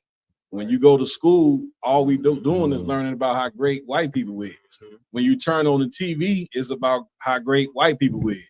And the biggest identity theft of them all. You know where I'm going. Jesus Christ. Right. You know what I'm saying? Painting him to be white to where black people in the 70s said they was black people was offended, you know what I'm saying, that people was talking about Jesus Christ being black. These black people talking about this, man. They go to show you, you know what I'm saying, that you cannot bring two different races of people together to talk about a rainbow coalition. Right. Anybody that know the Bible, you supposed to know that the Lord was against the Tower of Babel when all nations came together. Right. He destroyed it, gave every nation their own land, you know what I'm saying, their own language and their own culture. Right. You understand? So black people, we got to do what? We got to have our own culture. You see what I'm saying? Even though we living in this land, man, we gotta, you know, defect anything, all that white supremacy. They talking about joining together. Martin Luther King birthday coming Monday. We doing a special on that. You know what I'm saying? Big shout out to Yaradon for doing the groundwork on that. You know what I'm saying? A cat who they use to push integration. Right. Integration is the worst thing that happened to us. You get my point? Yeah. So we got to turn back, man, to loving us. Once we love us, once we learn us, guess what we're gonna do? We're gonna now say, well, you know what? Who are we? You know, we gotta accept we niggas, man. That listen, and ISUBK, that's why we say real nigga university. Right. You understand? We ain't running from that. You see what I'm saying? So once you accept that, you start to love each other, you know what you're gonna do next? Well, what God we supposed to be serving? And you ever thought about the God we serving right now in Christianity? That's white people's God. Not only is it white people's God, the Bible wasn't written to Christians. Right. Y'all act like Moses was a Christian. The Apostle Paul, was he a Christian? Hell no, he wasn't a Christian. Right. Isaiah, Ezekiel, Jeremiah, these cats was Israelites, man. Right. The Bible wasn't written to Christians. Right. y'all, the Christians, y'all, they be acting like this they book. This book was written to Israelites, man. right. And when you do the research on the Israelites, you're gonna find out you niggas in America is the Israelites. Damn right. It's undeniable. It is. Like he said about the so-called Dominicans, Puerto Ricans, you know what I'm saying? Israelites, man. So we got to get back to who we are. You know Damn what I'm right. saying? sir. Any more on that? Come on with it. Come on. Ribeiro, the current host of America's Funniest Home Videos, spoke exclusively with Atlanta Black Star about the stigma that came with playing such a popular character on an iconic. But even on the show, he played Uncle Tom. God. You know what I'm saying? How he talk and how he move, and I mean, come on, man. You know what I'm saying? Go ahead. But he also said he feels that being married to a white woman places him in an uncomfortable position when he is out in public. Yeah, because when you walk up the street with a white girl, everybody is looking at you. Right. The white boys, they want to take a rope and hang you from the nearest tree. Right. Look, I will love Bad Cap. When I got out the slave today, I was walking towards the train. I seen a brother with a white woman. Mm-hmm. Man, he must have looked at me. He just you seen the shame in his face. I see it all the time, man. I'm in the restaurant, a cat walking there with a white girl.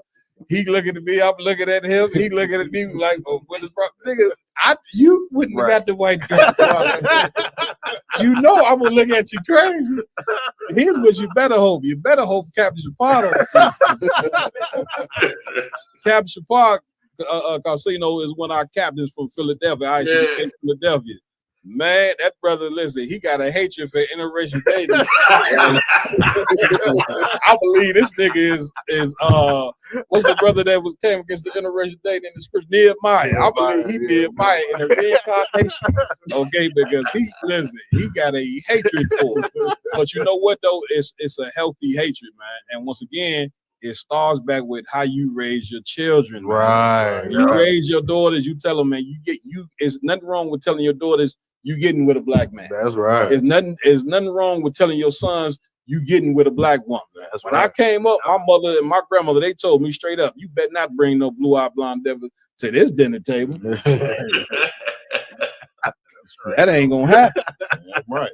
So, but you see one thing though, every race that you see, like the Chinese, they got Buddha. Every god that they have look like them or resemble what they believe. So everybody has their own god that look like them that they empowered by. So they feel like we have our identity, our history, our knowledge. This is ours. They got Krishna, the Indians. They have their tradition and history. When we come to us, why are we being forced? Worship a God that don't look nothing like us. Right. Why are we being forced to push that on our kids? Real talk. Right. You understand? Number one. You got especially, growing up in Chicago, my grandmother had, Harold Washington, Martin Luther King, and she had the blonde hair, blue-eyed Jesus hanging up on the wall. This since I was little, that's the way my grandmother had it. You know what I'm saying? Now it's this to show you how confused as black people we are.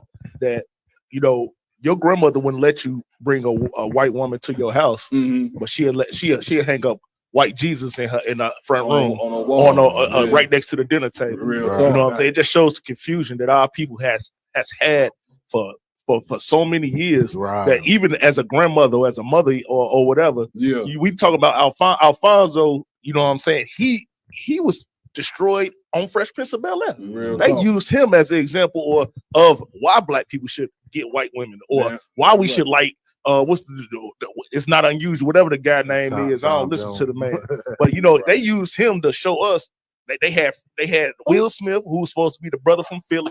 They had this other lame, smart guy who they want you to, you could also be him.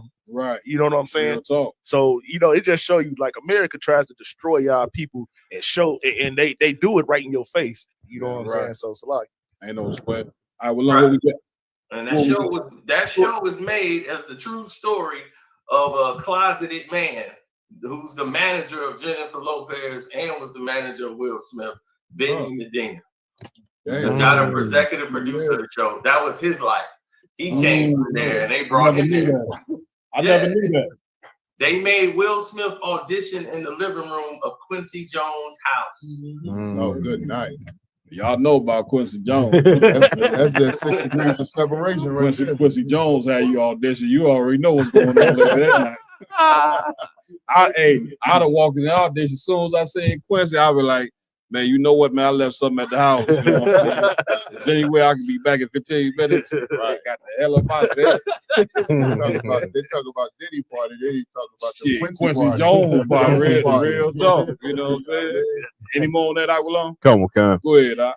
And he sees the looks he receives combined with being typecast as Carlton Banks and being in a mixed marriage. He said makes him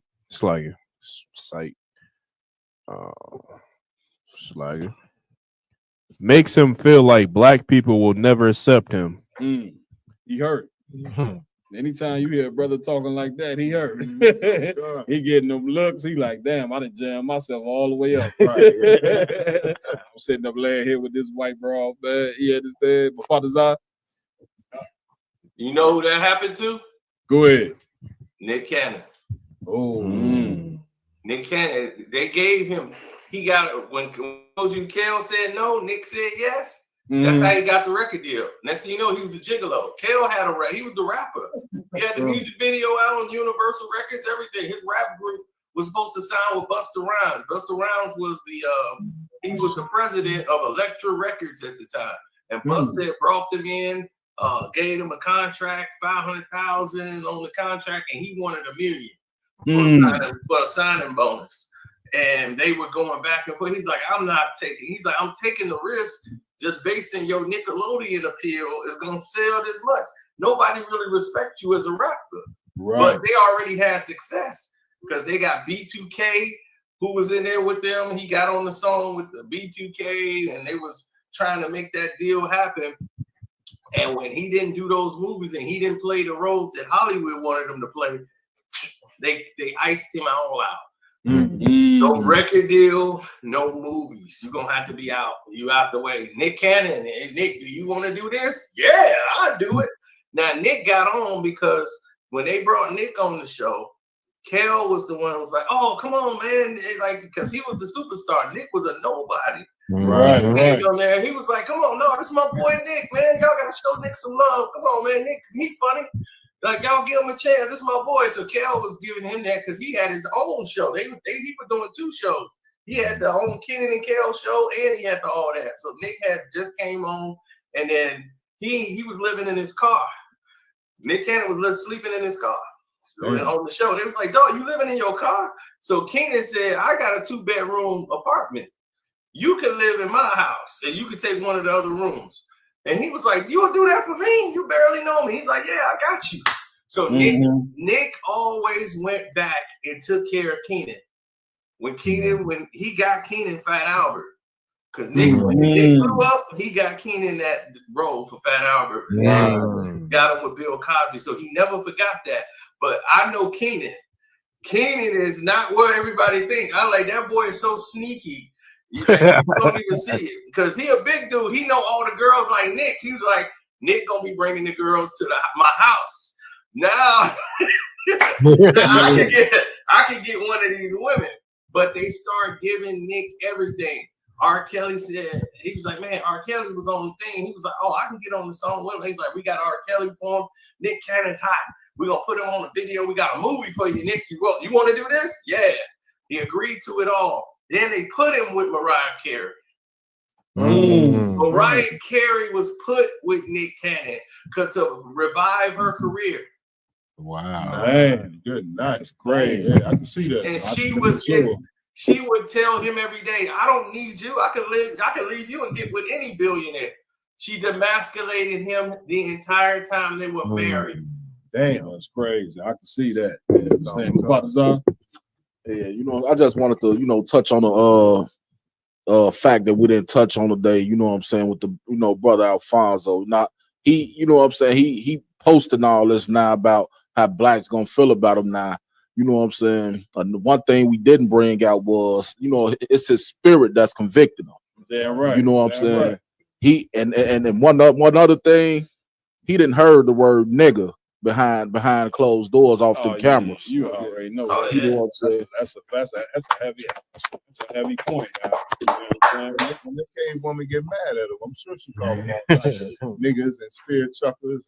Man, listen, and listen, to think about, you know, like he said, his spirit was convicted, but think about how much you have to, you know, demean yourself, you know what I'm saying, to be in, you know, with a person of a different race, right, or her family, or her interaction. You know, we got to move on though. What we got next?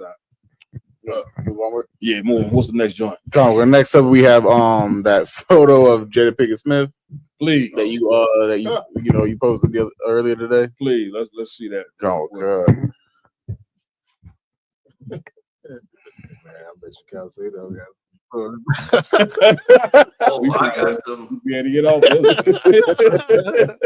I can play you audio from. I can play you audio from Jada Pinkett herself. From Bill and Ted. Can you see that? I can't see it. Good night. Hold up 1 second.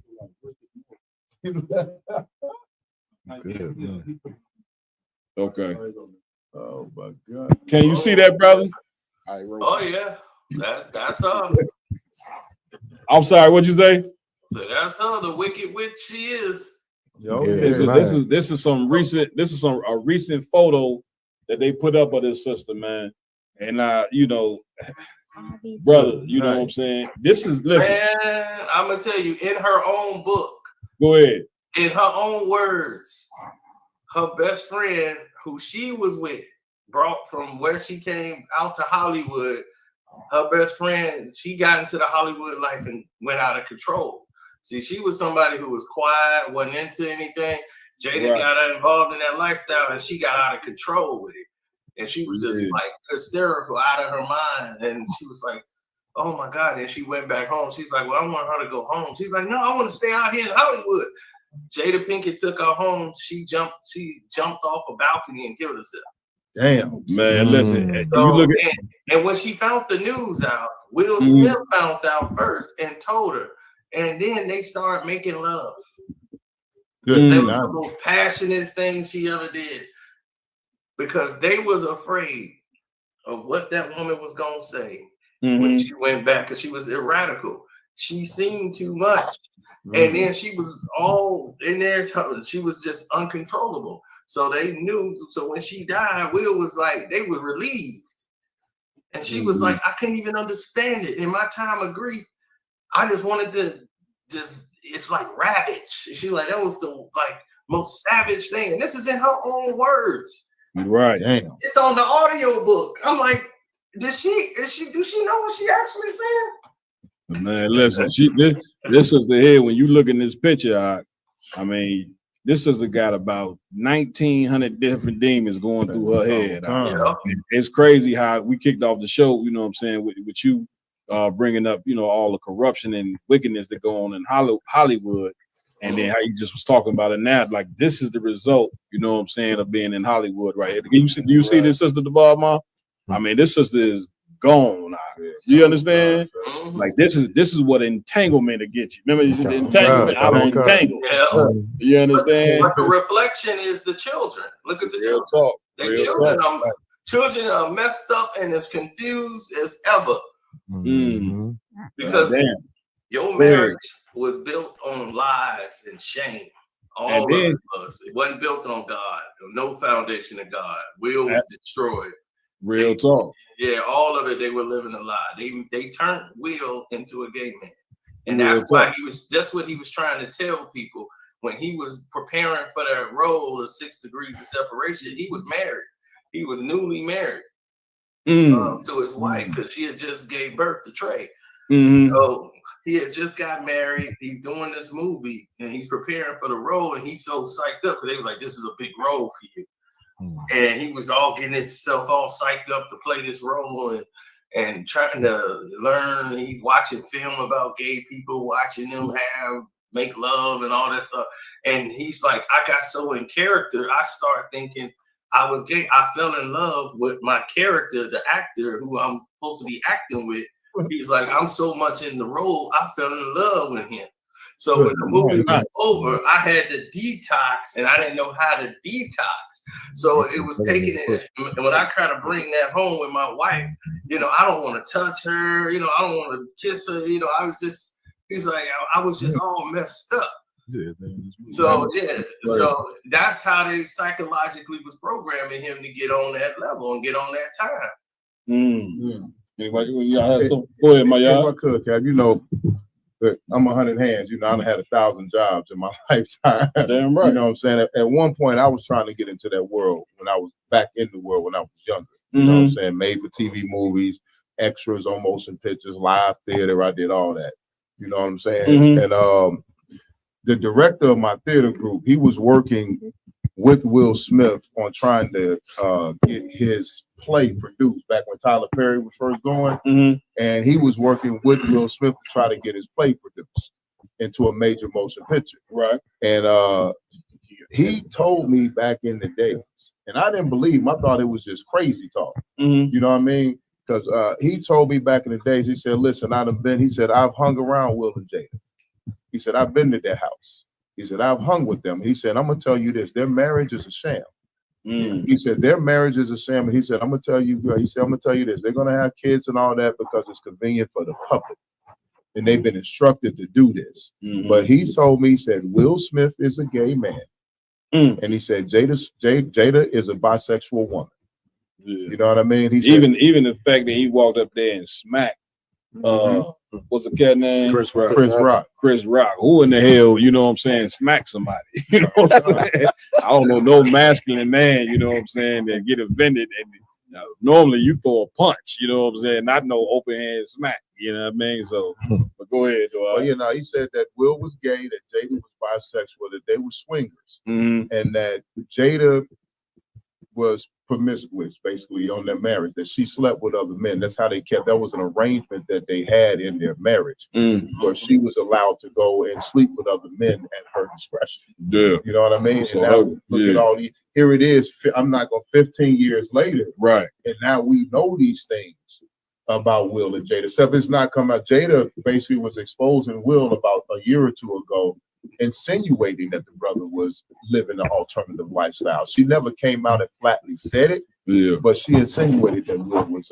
I told people what happened back, and then when all the controversy started coming out public, then everybody was like, man, they went and found my video, and it's like, you was right. He's like, I saw that. I thought she was cat. I was like, dude, why would I grab those people? Like Will and Jada, Jennifer Lopez, and Mark yeah, her husband. They all owned a piece of the Miami Dolphins. So they were all together all the way. So Mark Anthony, who's a drug head, she was another rebound for Jennifer Lopez. She always go grab a tender man that she could dominate because she's a swinger.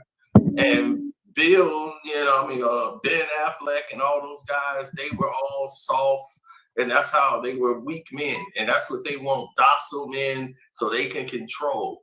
All the men they dated. I was like, look at the line they dated. And Jada, she's been a swinger. In her own book, she admits to being a part lesbian at one point, but she's like, but I prefer men. She was just hoeing. MC Lyte and her were dating. And she pretty much admitted to all of that in the book. That her and MC Lyte was getting it on. Queen Latifah, all of them. And then they put out a movie supposed to be for black women, but it's all of them, all the people she used to sleep with in the damn movie. Good night. That is insane. That Hollywood world. Listen, that Hollywood world is not worth it. You understand? All the money and fame and all of that, it just ain't worth it. You know what I'm saying? The bottom off. And look, there's a testimony right now how the Lord don't mess with Hollywood because the sign damn near burnt to crisp. All 8 houses is burnt up. That ain't by coincidence. You know what I mean? Like the Lord he ain't fucking with us. You're my friend. Is the fire still burning? No, I believe so. And they just had some strong winds. they keep having strong winds, and you Yeah. know the wind come from where they come from. Damn right. Yeah, I mean, so I just wanted to bring that out. You can hide it for so long, but at the end of the day, the Lord gonna burn your whole house down. That's heavy. Hey, Casino, real quick, man. We normally take a 5-minute break, man. We're gonna play a song or two, and then we're gonna come right back and finish up some more stories if that's too wild with you, if that's good with you, brother. Oh, that's good with me. All right, we're gonna take a 5-minute break. Israel, we're gonna come right back on the round table with Truth to Bomber. If I can make a suggestion, go ahead. Can we play this clip real quick during the break? It's Whatever y'all want. So it's that Barack Obama biopic, right? Man, get down. Khan. Get down. We be right back on the round table of True Israel. Don't go nowhere.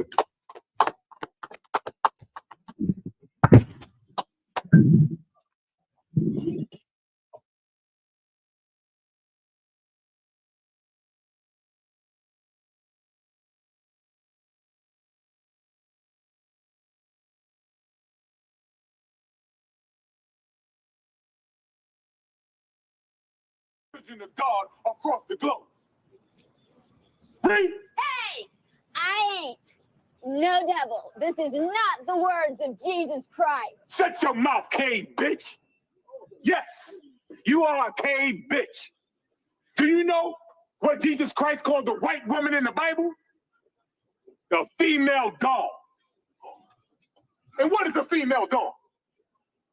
Don't be afraid to say it, brother. That's right. A bitch.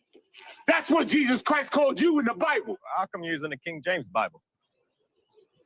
What? Why that edition? I thought King James was a white devil. This is King James right here. Take a good look.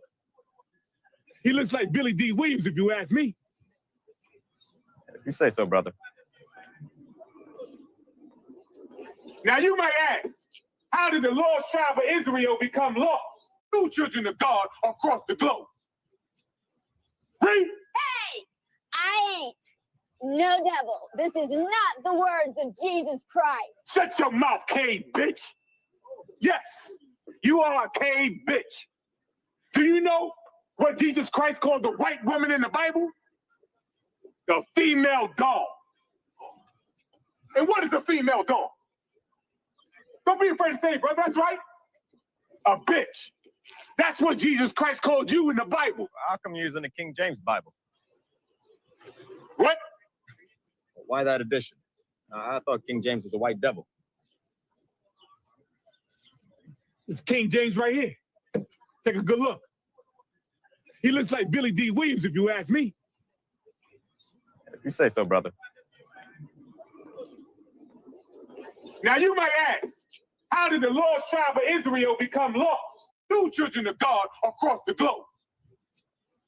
Read. Hey, I ain't no devil. This is not the words of Jesus Christ. Shut your mouth, cave bitch. Yes, you are a cave bitch. Do you know what Jesus Christ called the white woman in the Bible? The female dog. And what is a female dog? Don't be afraid to say it, brother. That's right. A bitch. That's what Jesus Christ called you in the Bible. How come you're using the King James Bible? What? Why that edition? I thought King James was a white devil. This is King James right here. Take a good look. He looks like Billy D. Williams, if you ask me. If you say so, brother. Now you might ask, how did the lost tribe of Israel become lost? Two children of God across the globe. Read. Hey, I ain't no devil. This is not the words of Jesus Christ. Shut your mouth, cave bitch. Yes, you are a cave bitch. Do you know what Jesus Christ called the white woman in the Bible? The female dog. And what is a female dog? Don't be afraid to say it, brother. That's right. A bitch. That's what Jesus Christ called you in the Bible. How come you're using the King James Bible? What? Why that edition? I thought King James was a white devil. This is King James right here. Take a good look. He looks like Billy D. Williams, if you ask me. If you say so, brother. Now you might ask, how did the lost tribe of Israel become lost? Two children of God across the globe. Read. Hey, I ain't no devil. This is not the words of Jesus Christ. Shut your mouth, cave bitch. Yes, you are a cave bitch. Do you know what Jesus Christ called the white woman in the Bible? The female dog. And what is a female dog? Don't be afraid to say it, brother. That's right. A bitch. That's what Jesus Christ called you in the Bible. How come you're using the King James Bible? What? Why that edition? I thought King James was a white devil. It's King James right here. Take a good look. He looks like Billy D. Williams, if you ask me. If you say so, brother. Now you might ask, how did the lost tribe of Israel become lost? Two children of God across the globe. Read. Hey, I ain't no devil. This is not the words of Jesus Christ. Shut your mouth, cave bitch. Yes, you are a cave bitch.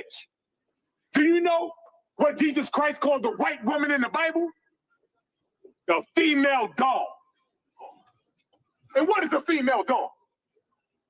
Don't be afraid to say it, brother. That's right. A bitch. That's what Jesus Christ called you in the Bible. How come you're using the King James Bible? What? Why that edition? I thought King James was a white devil. It's King James right here. Take a good look. He looks like Billy D. Williams, if you ask me. If you say so, brother.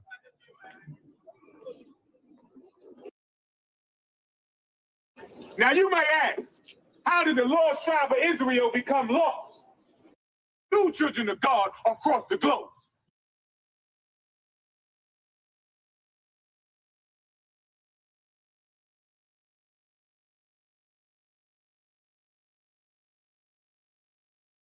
I'm saying live, listen, live in effect, in your face. You know what I'm saying? And for you, it's powerful that they put that in the movie because, of course, when you think about Israelites teaching on the street in that manner, you know what I'm saying, it ain't but one place, you know what I'm saying, that you can pinpoint where that started at, and that is the ISUPK. That's right. Man, that's why we tell you, baby, we are the home of the truth. That's right. See what I'm saying? The Lord commissioned us. Big again, the video Captain Shock did on the street corner, you know what I'm saying? When you first see it and look at it, it seems like the most outrageous thing you ever seen in your life.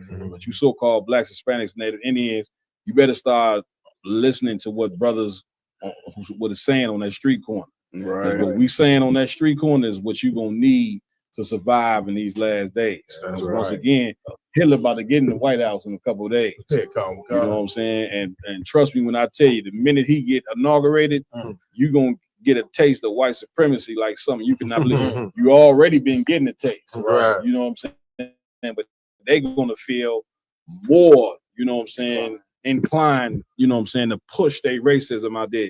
And so this is why we need each other more than ever. That's right. That's right. Casino, you there with us? Yeah, I'm here.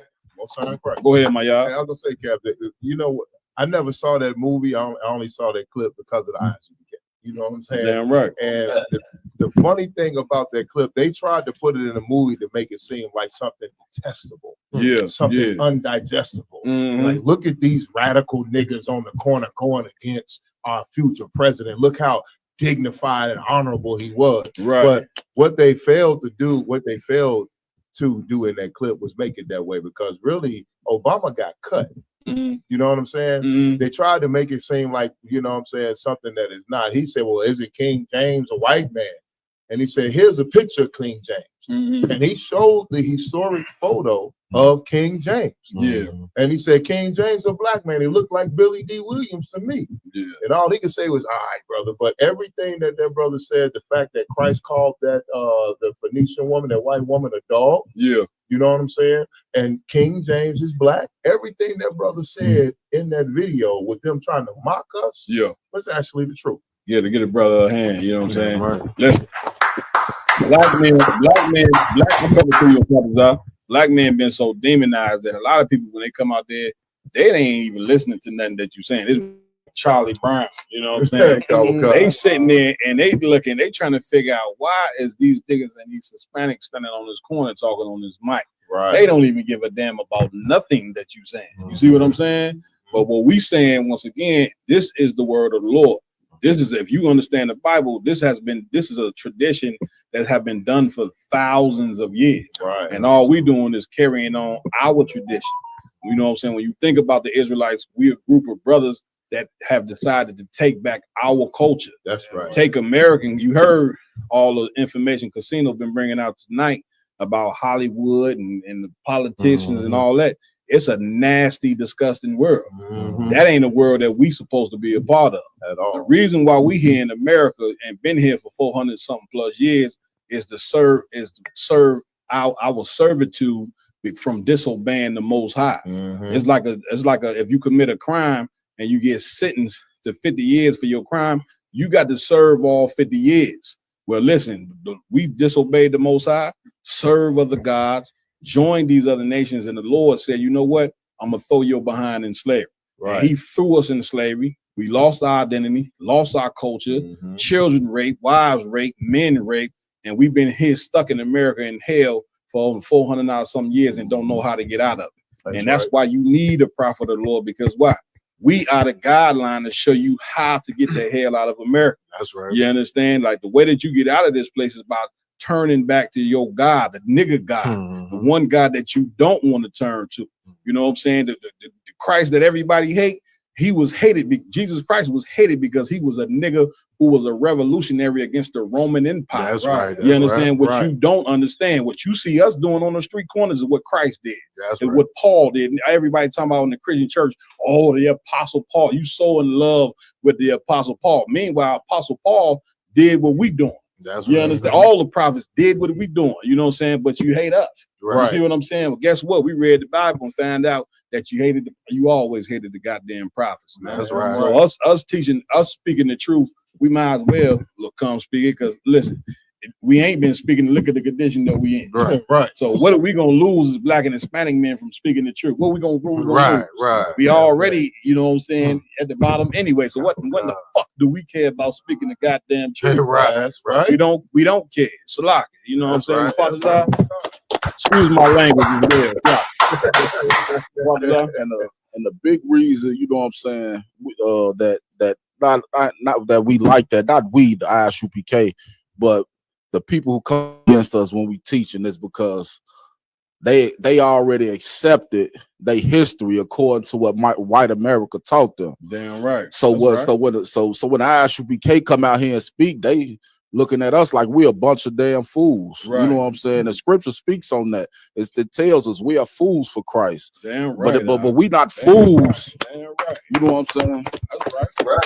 But we not fools according to our knowledge. Right. We are fools for Christ by how the world looks at us. Damn right. They act like we want to be out there. You know what I'm saying? With spit at us. People say, go get a job. You know what I'm saying? Get out of here. We on a Saturday, you know, we could be enjoying ourselves with any goddamn body. Right. Meanwhile, we out there opening up the Bible and trying to teach our people morality, and we hate it for it.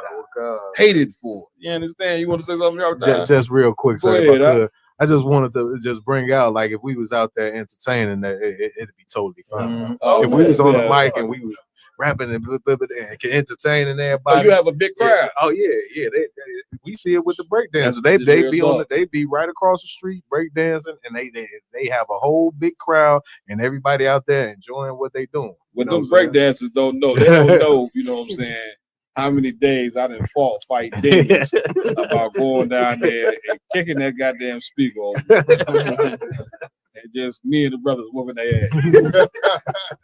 Now, I did not do that, because I'm a brother first, but they do not know. Yeah, yeah, concert, like the movie, to me, when I first saw it, of course, you know, that resonated with us because this is us. Damn right. This is what we do. So not only does it make me know that America recognizes what we do, but it also let me know how much of a threat we are to America. For them to put this in, you know what I'm saying? For them to put this in the movie, and to try to, you know, send a narrative out there. But really what they did was they really made people more aware of what we were doing. That's right. And so in their mind, excuse me, they got to relive the same thing Christ and them was doing back in the days. You see what I'm saying? Which is a threat to them because remember, they know the history. That's right. And that's exactly how Rome fell. So I just want everybody to know who see this clip. That's what you should be seeing on TV for black men. Right. You want to ask for more of this. You don't want to see Will Smith kissing a man, having sex with a man. Right. You don't want to see, you want to see more men like this brother Carsino getting out there. And here's what I want to tell you, Carsino. Bro, you got brothers who think just like you've been doing this, just like you've been on the grind, just like you, and you got somewhere where home really is. Like you ain't fit in Hollywood. Hollywood wasn't for you. It's like school UPK, I guarantee you, brother. You'll be home here. Yeah, man. Damn right. One of the first things we're gonna do, we're gonna invite the brother to the school. We're gonna have the sisters cook some good food for him. Right. You know what I'm saying?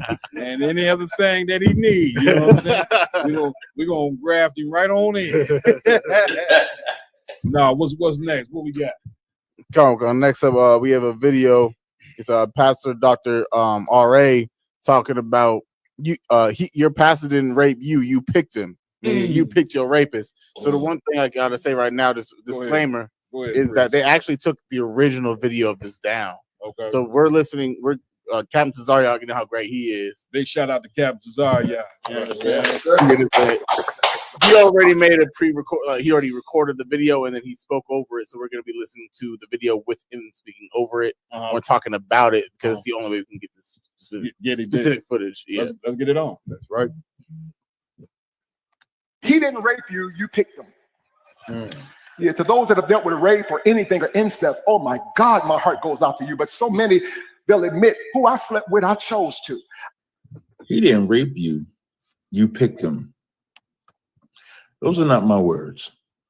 Those are some of the most horrific words I think any victim of such a horrific act should ever hear. But yet, Pastor Dr. R.A. Vernon felt the need to say that in his church sermon in a fashion where you're supposed to forgive him because it's partly your fault because you picked him.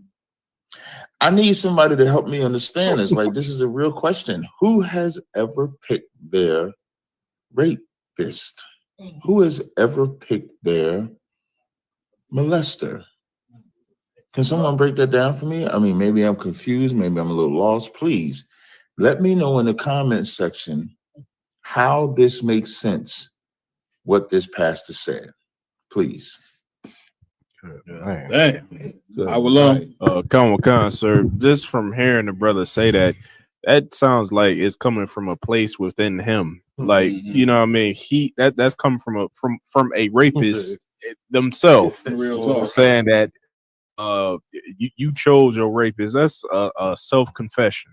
Right. Carnival Khan, so you know what I'm saying. This just the. I'm not surprised that this is the spirit of Christianity. You know what I'm saying? This is exactly what they teach.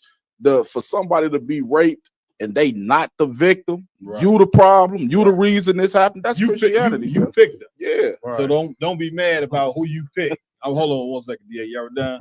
If I could, sir, this cat, I actually found the video of this cat apologizing for what he said, and this cat was just like, you know what I'm saying, he apologizes for, you know what I'm saying, not picking the right words to say, and he picked the wrong words to say to elaborate on it. He's saying that he like he got the backlash, and so now he got to work back and say what he needs to say. Go ahead. But that's what I'm saying. Like, he's not apologizing for like he's not explaining the reason why you would say why you would allow something like that to come out your mouth. You know what I'm saying? Like, you gotta do more than just apologize for what you said. You got to say, okay, this is what I really meant. You know what I'm saying by what I said.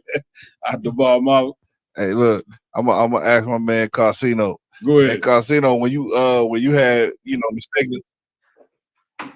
Hey, when you walked into one of them rooms, man, you saw them Hollywood hands. He got the same Hollywood hands, don't he? I didn't go in the rooms. I stayed right in that walkway by the door. I stood right there. I'll be right here when y'all get back. Hey, look, if his victim had paint on him, yeah, and he called red-handed, because I mean, at the end of the day, if it was paint on the bottom on the palm of his hands, he threw him up like he was guilty, and that's a sign of guilt. Like, so if you know the language of the human body, language is also, I mean, body language is the loudest language you can speak. Yeah. So, you know, if you get caught doing something, like, let's say, you know, you're a kid, you know, somebody tell you, hey man, I saw you, you know, you glittered right there on the ground. I ain't litter. You know what I'm saying? Or when hey, who's stealing over here? I ain't stealing. You throwing your hands up, I ain't stealing. That's a confession. Those hands are a confession. He confessing right here. He is the rapist. Yeah, right. You understand? That's the crazy thing. Right. Yeah, I'm coming to you, Lucum. Oh no, so like you said, I was gonna say, you know, he said that they chose his rapist. You saw a video of him trying to apologize. Well, he chose his words. Damn right. He chose that sermon. That's right. He chose to insult sisters who were victimized in the most horrible and debilitating fashion of a thing that you can do to a woman. Damn right. You know what I'm saying? And like Mapatas, I said, that's the Christian church. Damn right. The Christian church is not here to heal brothers and sisters. It's here to destroy brothers and sisters internally with a fake spirituality that will never do anything for you, but lead you into a form of Satanism that'll make you the highest in every statistic that is bad inside of this country. Sir, real talk. You know, you want to chime in on this? Almost every Christian church I've seen, the pastor or the deacon or the choir boy, they were all involved in something shady. I mean, I've seen a church have a church trip to Vegas to go gamble. I'm like, that's weird. Right. But yeah, they in there splitting up couples, relationships. One of my girlfriends who I used to date before she passed away, she didn't tell me at the time that her pastor at her church was touching her and doing this thing. I didn't really find out till almost like right before she died. Dang. But yeah, he lost that. But I never wanted to go to that guy's church. He had the church at a hotel, and it was all women. He driven out all the men. Most men left their home because they said it's either me or that preacher. But he was turning the women against their husbands. Damn right, man. That's a heavy point right there. You come. Sir. If I could, what everybody's saying is so heavy. Growing up, I used to actually be in one of the biggest underground Christian churches in the world. And so big that the Christian pastor herself, before she passed, she was the piano player and the Sunday school teacher of Jim Jones. And so Jim Jones, kind of the one concert, drank the Kool-Aid. Drink the Kool-Aid. Kind of the one concert. Damn. And growing up in that environment, I became that nigga in the church. And so I got to see a lot of things, you know what I'm saying? And then eventually it started, the more I saw, the more it started to leave a real sour taste in my mouth. You know what I'm saying? Like a lot of cover-ups. You would see pastors after they abuse a child, the person that's over it, all they would do is pay the family off. Well, we talked about that last week, how the Catholic Church, these Catholic churches in Chicago, probably everywhere all across the country, they pretty much they pay the settlement. You know what I'm saying? Meanwhile, you know what I'm saying, the victim, you know what I'm saying, is destroyed. Hey, y'all got to cut that noise down over there. It's locking, way too much noise. You understand? The victim is destroyed, but meanwhile, all they got to do is just, you know what I'm saying, pay a settlement and they get right back up there and teach. It is the most demonic thing, you know what I'm saying? Once again, we don't understand this kingdom right here. America is ran by Satan now. And you want to know what make a preacher get up there and say what he said right there? Who in the hell you think he being taught by? Like the religion that we following come from white people. That's right. I don't give a damn what denomination it is. Right. Baptist, Episcopalians. Give me another one. Methodist. All these. If you look up these different religions, they was all started by some white man. You know what I'm saying? So if you learn about God, just picture this: you learning about God from Satan, right? You know what I'm saying? Like the white man, make no mistake. You know what I'm saying?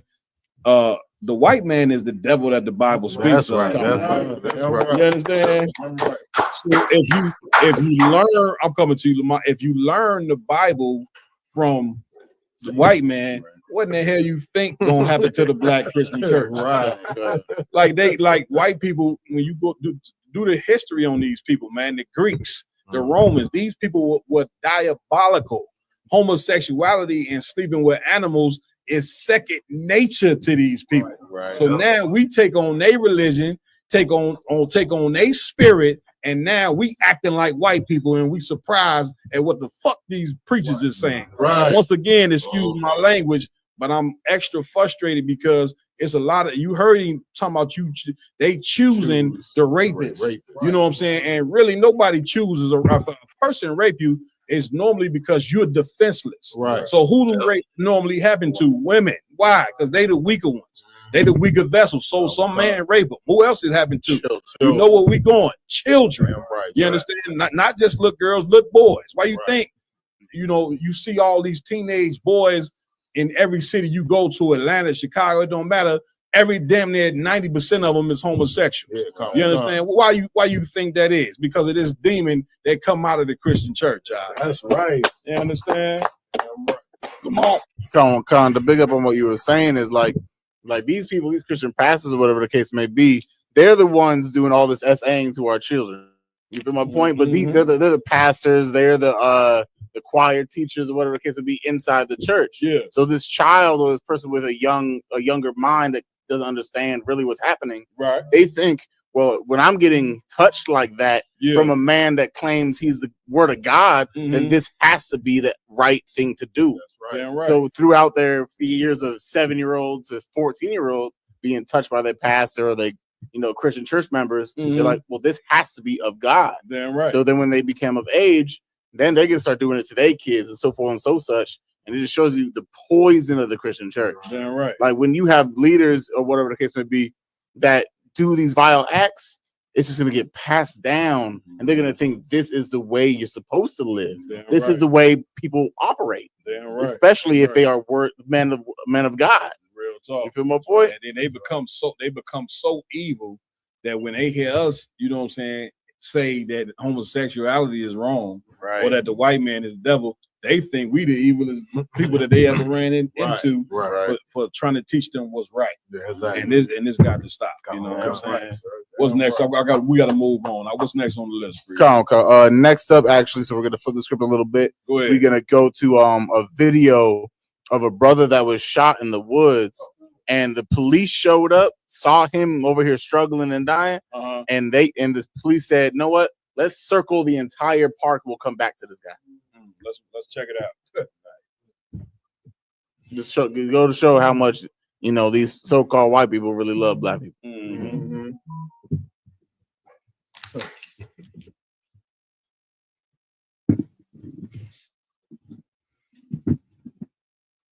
Video obtained by First Alert 4 Investigate shows the moments 2 former St. Louis cops walked away from a man they'd found in Forest Park. He was shot in the head, but still alive. The officers never tried to help, call for backup, or make sure that other people were safe. Complaints filed against them by the Attorney General's office, calling what they did an act of vileness and depravity. It's a case that we first told you back in November. Now, our chief investigative reporter, Lauren Traeger, is showing us the video tonight that's never been seen publicly, and we do want to warn you, some of what you may see and hear may be disturbing.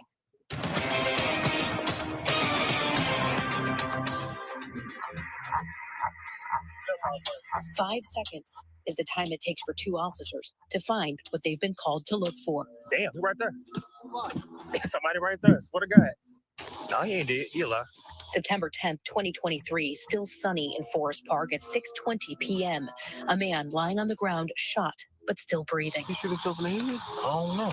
That's now former SLMPD officer Austin Frazier. He is not wearing a camera. It's his partner, Ty Warrens, that is rolling. Together, they make a decision. We better take this motherfucker down.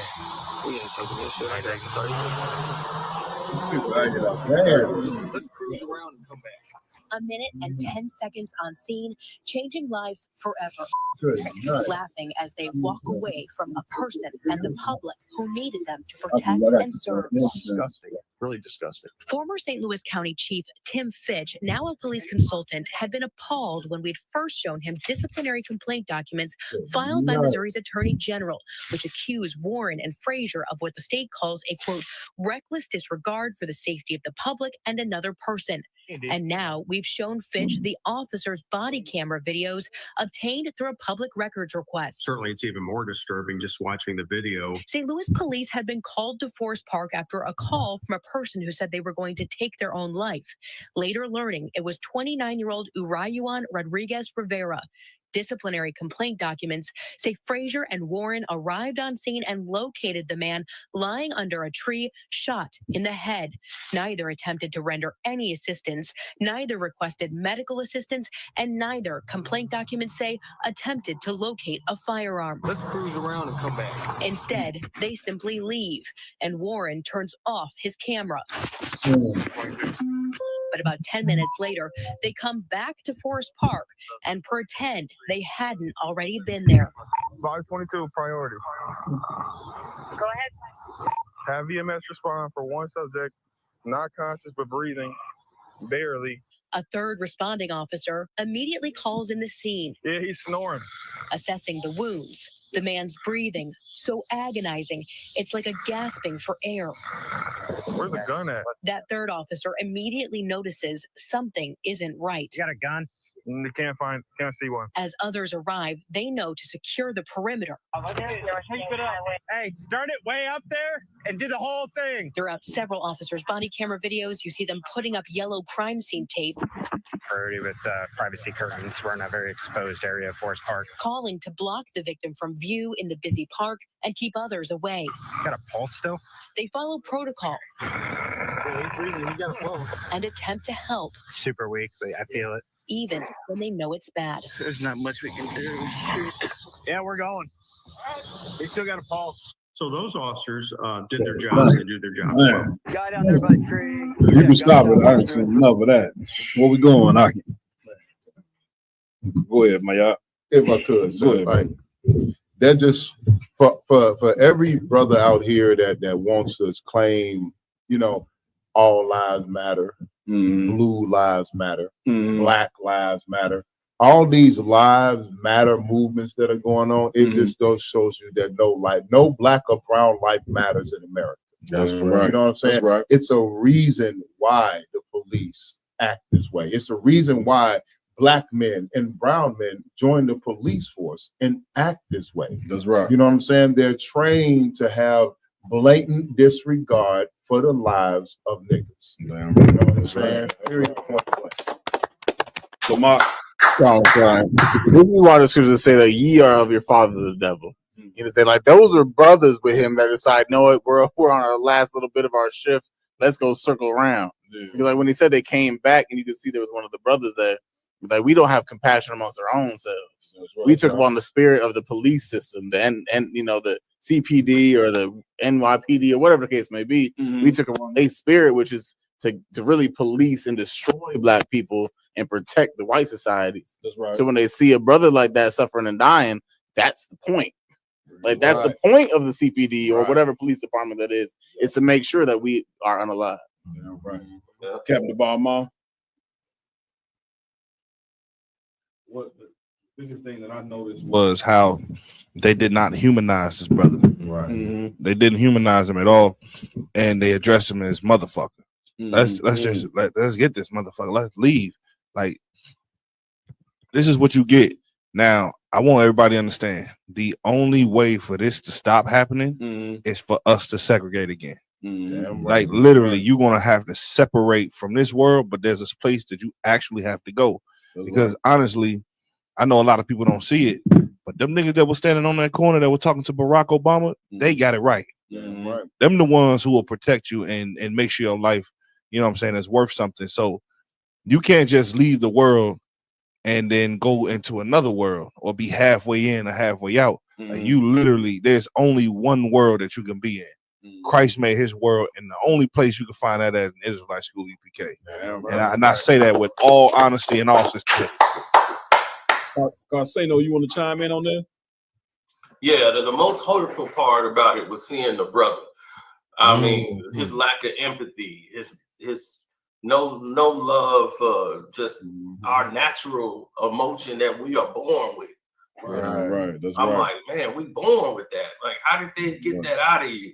He's so brainwashed by whatever they trained him and whoever trained him to be like that. Damn and right. unfortunately, I ran into some of those, especially on 103rd Police. Oh yeah. Damn right. And he was like, you was right, because they actually put the wrong plate. Somebody's car got stolen and they entered the wrong license plate number, and it just happened to be my number. So I'm in my car, and it comes up my car is stolen when they run my plates, and it's like 15 cops all come up there, and then I got to go all the way back and fix it, and then they act like it was nothing, and I'm like, look, this is y'all mistake y'all made. Real And talk. y'all inconvenience me. Y'all got me looking like a criminal. Y'all got 15 cars coming out, guns on me, like I stole my own car. I got my title, everything. Good thing I had everything, but still, I had to go through that. And then right in front of the white guy, he ain't said nothing. As soon as the white guy leave, he like, yeah, you know, you right, brother. I'm like, then why didn't you say something? The whole time. Right. They train, man. They program. You know, unfortunately, they just feel like I'm like, why would you work at a place you feel like you have no voice, no power, no nothing? I couldn't work at it. I had to go work somewhere else. Damn right. You know what I'm saying? If I could say, and not to beat a dead horse, but during their training, you know what I mean? When they do their target practice, they have black targets.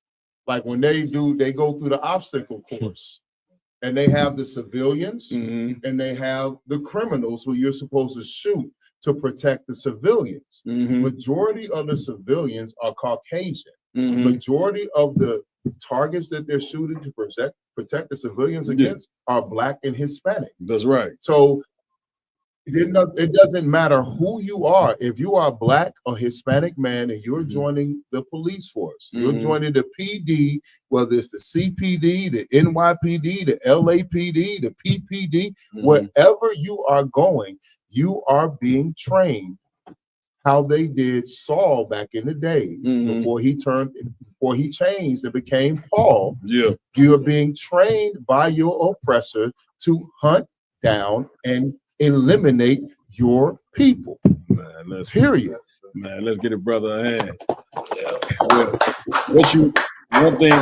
What has happened lately, you know what I mean, with the age of the camera, with everything being, you know, these body cameras and all that, is what has happened is everybody is seeing the real world now. You know what I'm saying? I'm coming to you, brother, you know, but the real world been happening for a very long time to black and Hispanic people. But it's just now that it's getting filmed. And you seeing the ugly side of what America is. Like when you talk about the police, the history of the police is they started off as slave catchers. You understand? So the slave catchers, they treated the slaves like you see them treat them now. And it's a spirit that they cannot get out of. So you got a bunch of black and Hispanic people that join the police force thinking that they helping their community, you know what I'm saying? Which some brothers, they in their innocence, they thinking this is how they can change their community, but you can't join the devil, you know what I'm saying, and think you're gonna make a difference. That's right. It just ain't gonna happen, because what ends up happening is what you just seen. This black man see his own brother laying down there, and and the white boy tell him, man, let's get on and get a roll. They both walk off laughing. You see what I'm saying? So when you put on that uniform, black man, you become a white man. Right. When you put on an army uniform, you become the white man. And I'm gonna tell you something. The worst thing in the world that you could be is live in a nation where you are not loved. That's right. You understand? And Black and Hispanic and Native Indian, man, you live in a place, brother, where you're not loved. That's right. And that's a very sad thing, which goes to show that everything that's being done to us here in America, we ain't doing it to ourselves. They trying to make it seem like Black men are born criminals and, you know, and born, you know, just in negative. We made negative. We made into what America want us to be. You get what I'm saying? Like this ain't something that's something natural that's happened to us. We living in a place that hate us. You see what I'm saying? And so that's why big up to Commander General Yohana. You know what I'm saying? General Yohana said it, he said it best. The worst thing that can happen to a human being is to be in slavery. You know what I'm saying? And brother, we in slavery. Damn right. Because guess what? Here this brother lied on the ground. What army does he have to come and be able to defend him for the crime that didn't happen to him? All the different crimes that happen to Black and Hispanic people every day. It could be live on camera. They gonna put it on the news or whatever. Normally when you put something on the news, it's supposed to incite the people, you know what I'm saying? And to get the military to say, man, listen, we about to go check this injustice. Right. The problem is Blacks and Hispanics, you ain't in no position to do that. You know what I'm saying? You basically in a position where you got to take whatever these white people give out. Right. You got to take that shit. Right. And then they look at us and say, why you destroyed? Why are these people so destroyed? Because we are defenseless people. You see what I'm saying? Yeah, man. And and one thing though, I just wanted to say this. They think the gun is the power. Right. Gun ain't the power. The power is in the word. The power has always been your voice. Why do you think the commander, the guy in North Korea, Kim, he don't have a gun on him? They all of them got guns. They could take him down if they wanted to. He got $1 million that they gave he addressed with his voice, his word. The power is in the word. Every ruler or whatever in the world, they ain't got no guns on them. Real talk. Real talk. They got the word. Because God gave you that because he knew. That's where the power is. Damn right. Word. That's right. Go ahead, Kazai one. Yeah, I just want to piggyback off what the brother said, and he put it in the physical realm, but the same, just like us, the power we have is in our word, in the word of the Most High. That's right. You know what I'm saying? The Most High don't have a gun, but when you follow the orders, that's how we get saved. Just like those other countries that follow their dictators and the people who run the world, they world. If we listen and hearken into the voice of our commander and our Lord, that's right. Then we would be the ones that's on top right now. That's right. That's right. That's right. That's why you gotta have brothers that's willing to go in the trenches. That's right. Commander Jenny Hanna been going in the trenches for 40 years. You know what I'm saying? And we gonna honor, you know what I'm saying, a brother that's willing. You gotta honor a man that's willing to go in the trenches to save your life and tell you the truth, even if it cost him his own. That's right. You gotta honor that. We know the nigga God is real, because I wouldn't be sitting here right now if he wasn't. That's right. When I first came into the truth, nigga, I was homeless. You know what I'm saying? I've been in a homeless shelter. I done slept outside. I done rode the red line back and forth. You know what I'm saying? I ain't saying that to glorify myself. I'm saying that to glorify the Most High, because I believe in this truth. I believe what the men above me taught me, and I'm sitting here right now at this goddamn round table, bringing out this truth. You know what I'm saying? The next brother, you know what I'm saying, that's in the trenches, that's hopeless, that's sitting in the house right now, you know what I'm saying, being dehumanized by his woman because she been programmed that way. Man, brother, you hear this, man. You supposed to be joining your brothers in the UPK, you know what I'm saying, so we can go ahead and get the fuck out of America, because this is not our home. That's right. I want to apologize again for the foul language. You know what I'm saying? But the Bible does say, you know what it say? Go on rude speech. Go on rude and speech, not a lot. I'm always lean on that scripture. That's all I Where are the doorsteps? But in every nationality, every race, they always have the man as the head of the household. That's Only right. us do they want that split. Yeah. Why? Why would they choose that? They are so afraid of us coming together. more than any other race in the world because they know it's over because they can't compete with us in anything. Damn right. Give it up. Give it up. Give it up.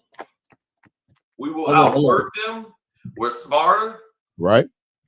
And we're durable. The world was made for us. We're the children of the sun. We're the chosen ones. So they know they can't compete. See, they know our history. So that's why they're so like, we can't let them unify no matter what. Let's keep them distracted. Keep them separated. Keep them fighting with each other. Turn some of them on our side. And so they in there trying to correct you. Like they had this black guy trying to tell me what's what. You just a hater. I'm just a hater.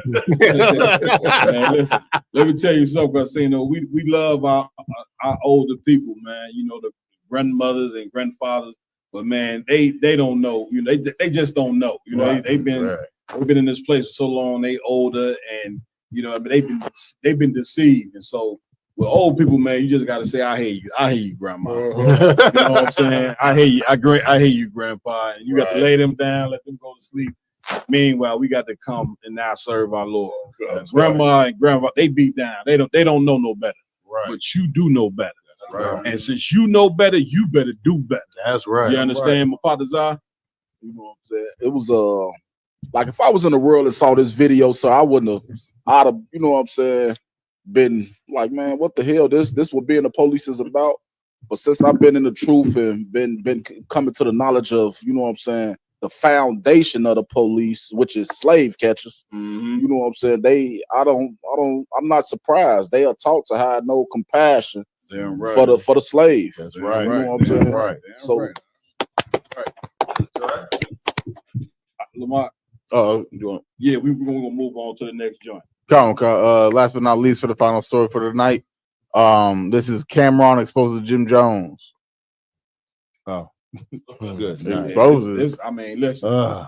You go on your TikTok, YouTube, Facebook. This is all you've been hearing about lately. Cameron, Jim Jones, 250-year-old rappers. You know what I'm saying? And a warrior don't. We got an officer here named Warrior. He don't want nobody 50 years old. Even 40. He don't want a nigga 40 years old. He's not too fond of 30. This nigga. But we gonna rap though, boy. All right. Armageddon music. Now let's get the story.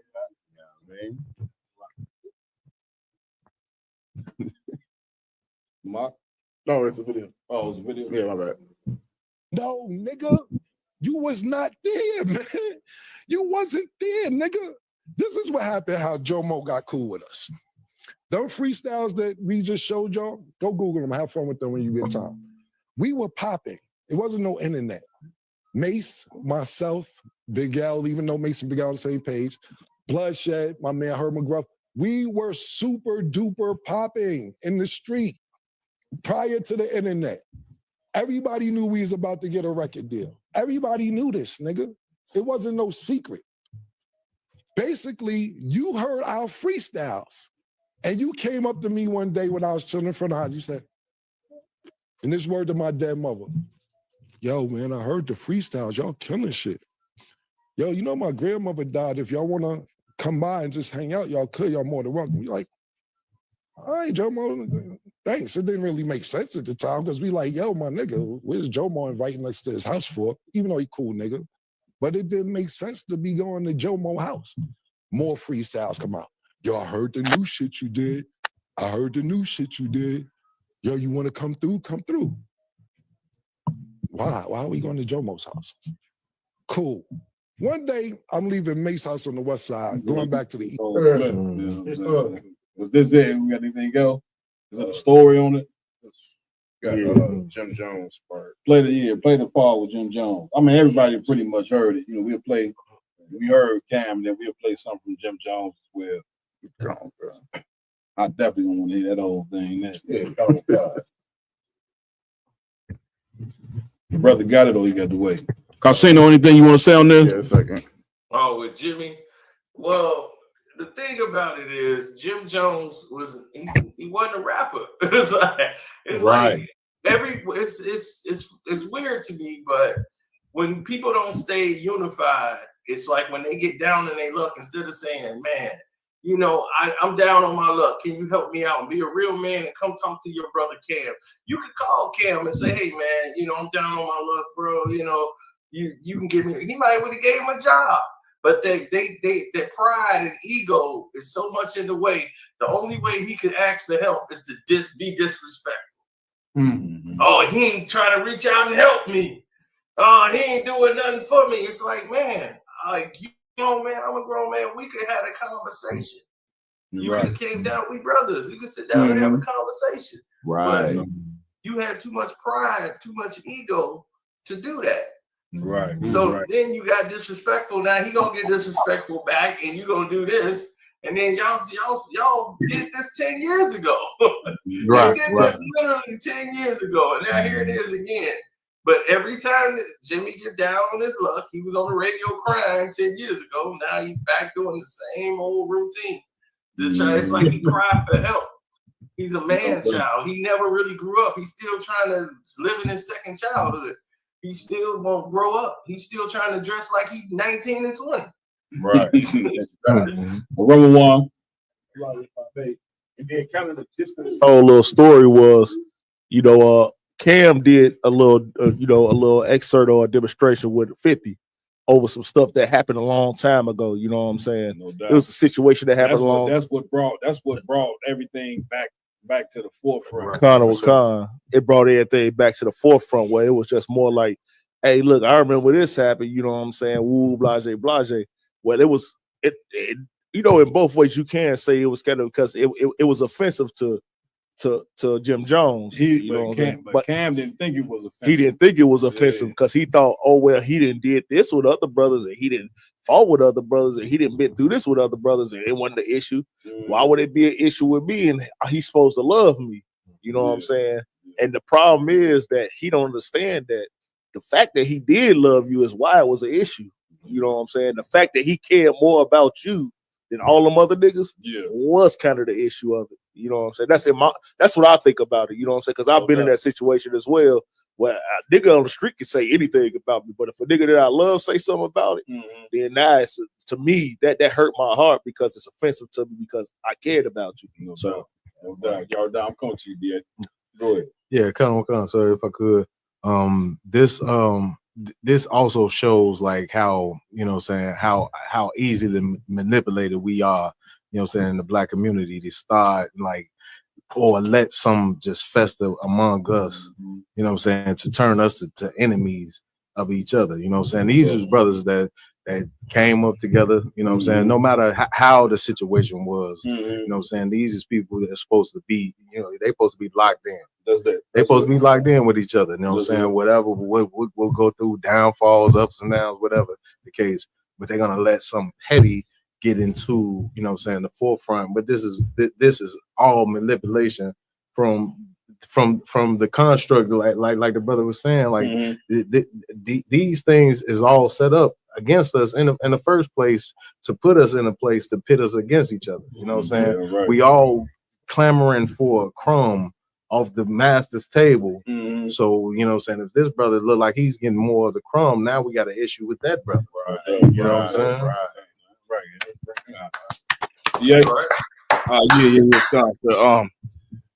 By Cameron's own admission, he didn't start this friendship like genuinely. Started it based off of what a groupie could offer them as a group. Now, Jim Jones, it looked like he started this friendship from sincerity. He offered it. His grandmother just died. The best way he could cope with that was to do something for somebody else. So he opened up his grandmother's house, let them brothers come in and tried to build a bond with them. He always was congratulating them. Hey, yo, that next freestyle was dope. Hey, man, that new freestyle was dope. Hey, man, yeah, what you got? And he was there for them cats. Even what Mano said, he was like, Mano said the issue that Jim Jones had with him wasn't about what Jim Jones had with him. It was over Cam. Like, so Jim Jones seemed like he had a genuine love for this cat. But Cameron, he just couldn't be a fucking friend. Excuse me. You see what I'm saying? Like, And that just takes me to the scripture where it says a man that has friends must show himself friendly. Right. Cam never showed himself friendly, but Jim Jones was a true friend of this cat. But like you said earlier, Cat, Mace was the only one who was really truly a friend. You see what I'm saying? Because Mace not only showed Cameron the game, but he also showed Jim Jones the game. And now that they going at each other in the game, he telling them, y'all need to squash that. Right. Chill out on that. It ain't that deep. You know what I'm saying? When I look at this situation right here, it just reminds me why the ISUPK and the Commander General Yohana is so essential. Damn right. See, everyone just see a bunch of loud niggas on the corner, and they call us screaming out and cursing out white people. But what they don't realize is that we show the ultimate expression of Black and brown love. Damn right. You know what I'm saying? Brotherhood is what this is built off of. That's right. You know what I'm saying? Right. And regardless of their situation, regardless of how it started, regardless of where it is now, if these brothers were trained by a man like Commander General Yohana, they would realize that you're supposed to take that brother aside, have a like men. What men are supposed to do when men have a problem with other men, with your brother, you pull that brother to the side. You talk to him. Y'all hash it out. If y'all got to raise voices, if y'all got to yell and scream, whatever you do over the situation, you listen, he listen, you express your point, he express his point, and then y'all come to a head on it and come into agreement. And if you can't come into agreement, then you go to men above you that are more rational minded, that are more sound thinking, and you get a proper neutral judgment on the situation. And we don't have a public spectacle of brothers who supported each other, made millions of dollars with each other. Back in the days, looked like the most solid, one of the most solid units on the planet. You know what I'm saying? And now y'all look like a bunch of clowns because you have no rules, you have no regulations, you have no real brotherhood. And if Jim Jones and Cameron just simply took a moment to come into the ISUPK, talk to Commander General Yohana and learn, or General Muhammad, and learn how to be brothers to each other, we would not have that spectacle, and the world could see Black unity the way it's supposed to be. Damn right, damn right. We got a video to Captain DeBar's point. Go ahead. Most time, correct. Go ahead.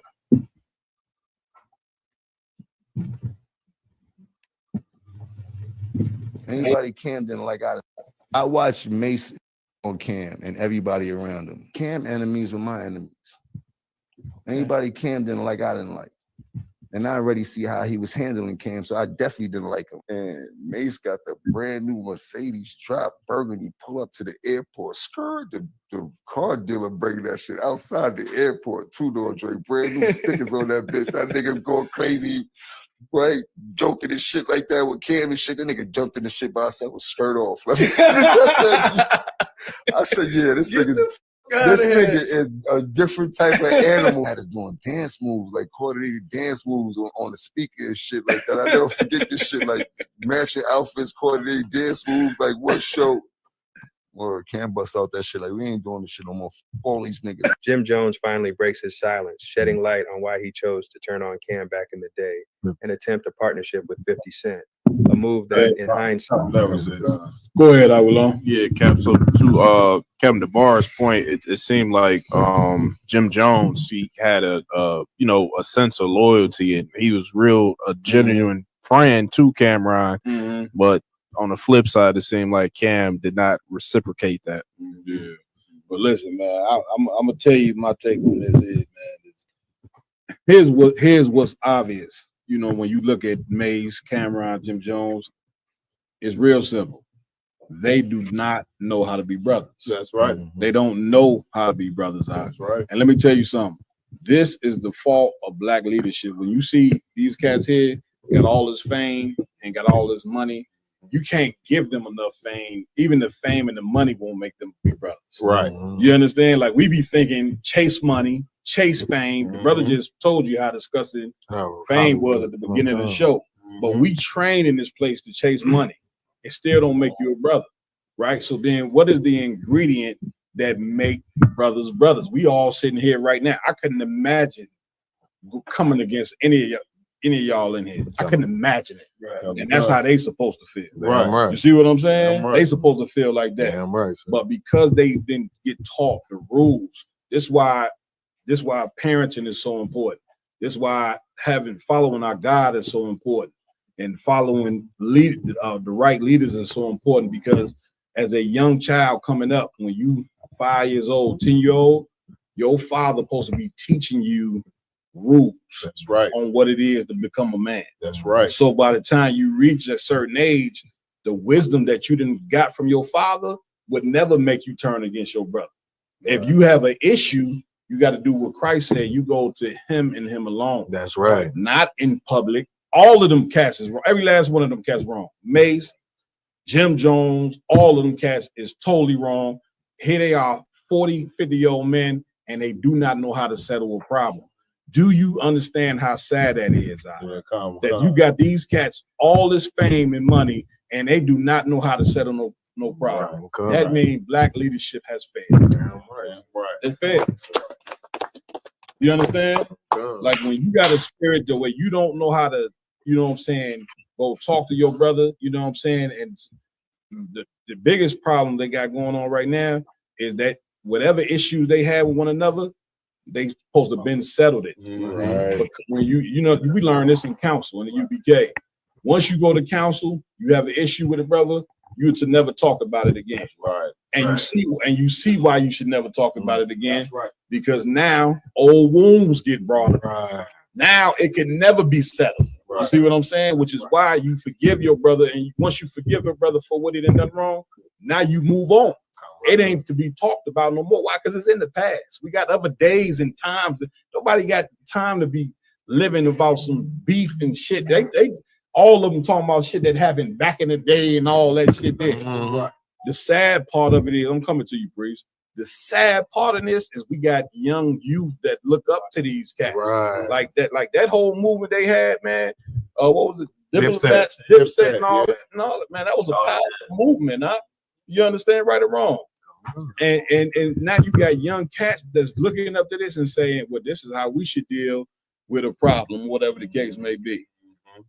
Black celebrities, they not leaders. Damn right.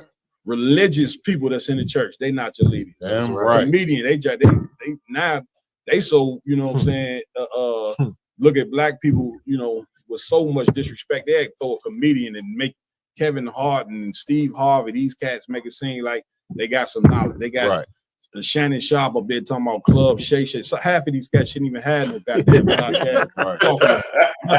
You understand what I'm saying? Right. They shouldn't be talking about nothing.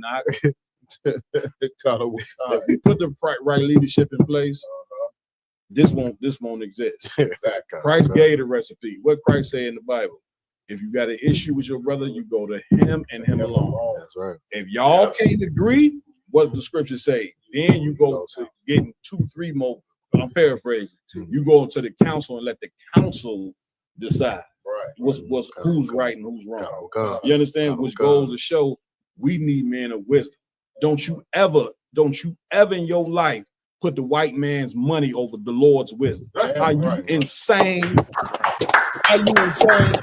You got to be insane to take the white man's money with his fucking face on the money and think that the American dollar is more important than the wisdom that you get out the fucking Bible. This the result of that shit. I would never sell out my brothers for no money. I would never get on no camera and talk bad about my brothers, huh?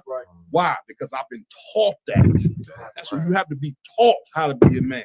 And this is just an example, man. These brothers just don't know how to be brothers.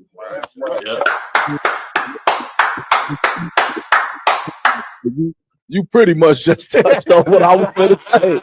Goddamn, you know what I'm saying? The reason, you know, because the reason these brothers is like this is because they've been taught how to be brothers by the same people who hate them. Yeah, right. You know what I'm That's saying? right. That the Christian church hates you, the Muslim mosque hates you. Yeah. They in it, like you say, for the almighty dollar. Come on, man. You know what I'm saying? If your needs and concerns was a priority to them, then maybe it'll be you know what I'm saying, like the ISUPK is, that maybe it'll have some type of foundation. But when your foundation is money, Yeah. you know what I'm saying? That'll fall every time. Damn right. You know what I'm saying? Man. I Listen, just, man. I just want to say something. I gotta get ready to roll. Go ahead. It's already 11. Please let everybody know before you roll where they can catch you, what you got coming up, and all that before you get up out of here. Okay, I'm on the Patreon as Carcino for Life on my Patreon. That's like where I can be as free as I want and let them have it. But on YouTube, I'm Carcino for Life. On Instagram, I'm Carcino, man. I mean, shalom to all my brothers, man. Thank y'all, man. I appreciate this. Damn right, man. Hey, Casino, man. Again, brother, we appreciate you joining us tonight. You know what I'm saying? We want everybody, please subscribe to his page. Please check this brother out. Please support brothers like this, man. Support this brother. You know what I'm saying? This brother didn't have to come on this show. You know what I'm saying? But he seen some real niggas. You know what I'm saying? And stepped to them brothers and came on the show. So we appreciate you again for that, brother. And Oh yeah, listen, I was watching y'all all this week.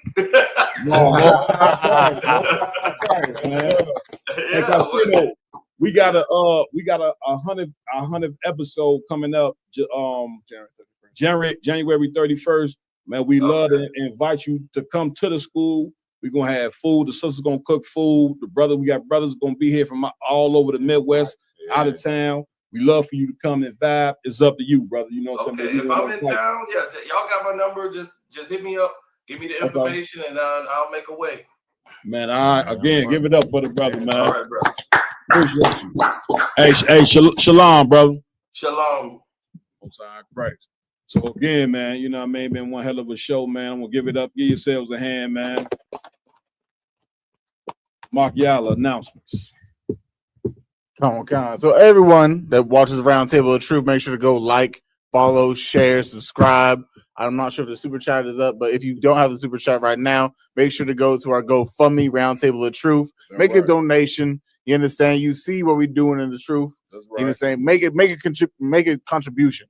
That's right. My point. It's not going to go anywhere if we don't have Blacks, Hispanics, Native Indians supporting the cause. That's right. My point. Every little dollar will help go to our people that are suffering and need some information to get out of the scenarios that they're in. That's right. My point. So go like, follow, share. Make sure to subscribe and just push the truth. You feel my point? So, also make sure that you get ready for the Lord's 56th annual Passover. You understand? We will be in Atlanta, Georgia, April 9th, all the way through April 13th. Make sure to sign and pay your Passover fee, pay your tithes as well. You understand? The Ice Buchanan Convention Honor. Make sure to do it. Also, we have, like Kamal Quad said a second ago, the 100th episode of the Round Table of Truth coming up in 2 weeks from today. That's right. You understand? January 31st will be a monumental day for the Round Table of Truth in the Midwest under Kamal Quad, the Midwest Monster of Mayhem. We will be having the Round Table of Truth 100th episode. You understand? Make sure to tune in. If you come here physically, we would love to see you here. We would love to support. Right. But you understand? So if you could, like, follow, share, subscribe. All right. From one, you got it. Hey, Salaki, just to add to that, also, this Monday, you know what I'm saying, the 20th, you know, while you know our oppressors watching the inauguration, we having the Round Table of Truth exclusive right here on the Round Table of Truth. You know what I'm saying? Also, it's Martin Luther King's Day or whatever they call it in America or whatever. They also doing that. We're gonna have a Round Table of Truth exclusive on how, you know, Martin Luther King's dream was Black and Hispanic and Native American Indians' nightmare. So we're gonna have a great show. It's gonna be at 2 p.m. Central Time. You know what I'm saying? Make sure y'all tune in. It's gonna be a hell of a show. It's gonna be right before y'all little games come on and everything. So y'all make sure that, and even if the game do come on, y'all make sure y'all tune in. It's gonna be super heavy, and it's gonna be super knowledgeable. So, y'all down. Can you tell everybody what we're gonna be at next week? Yeah, next week we're gonna be at the Urban Lux Cafe. The Urban Lux Cafe.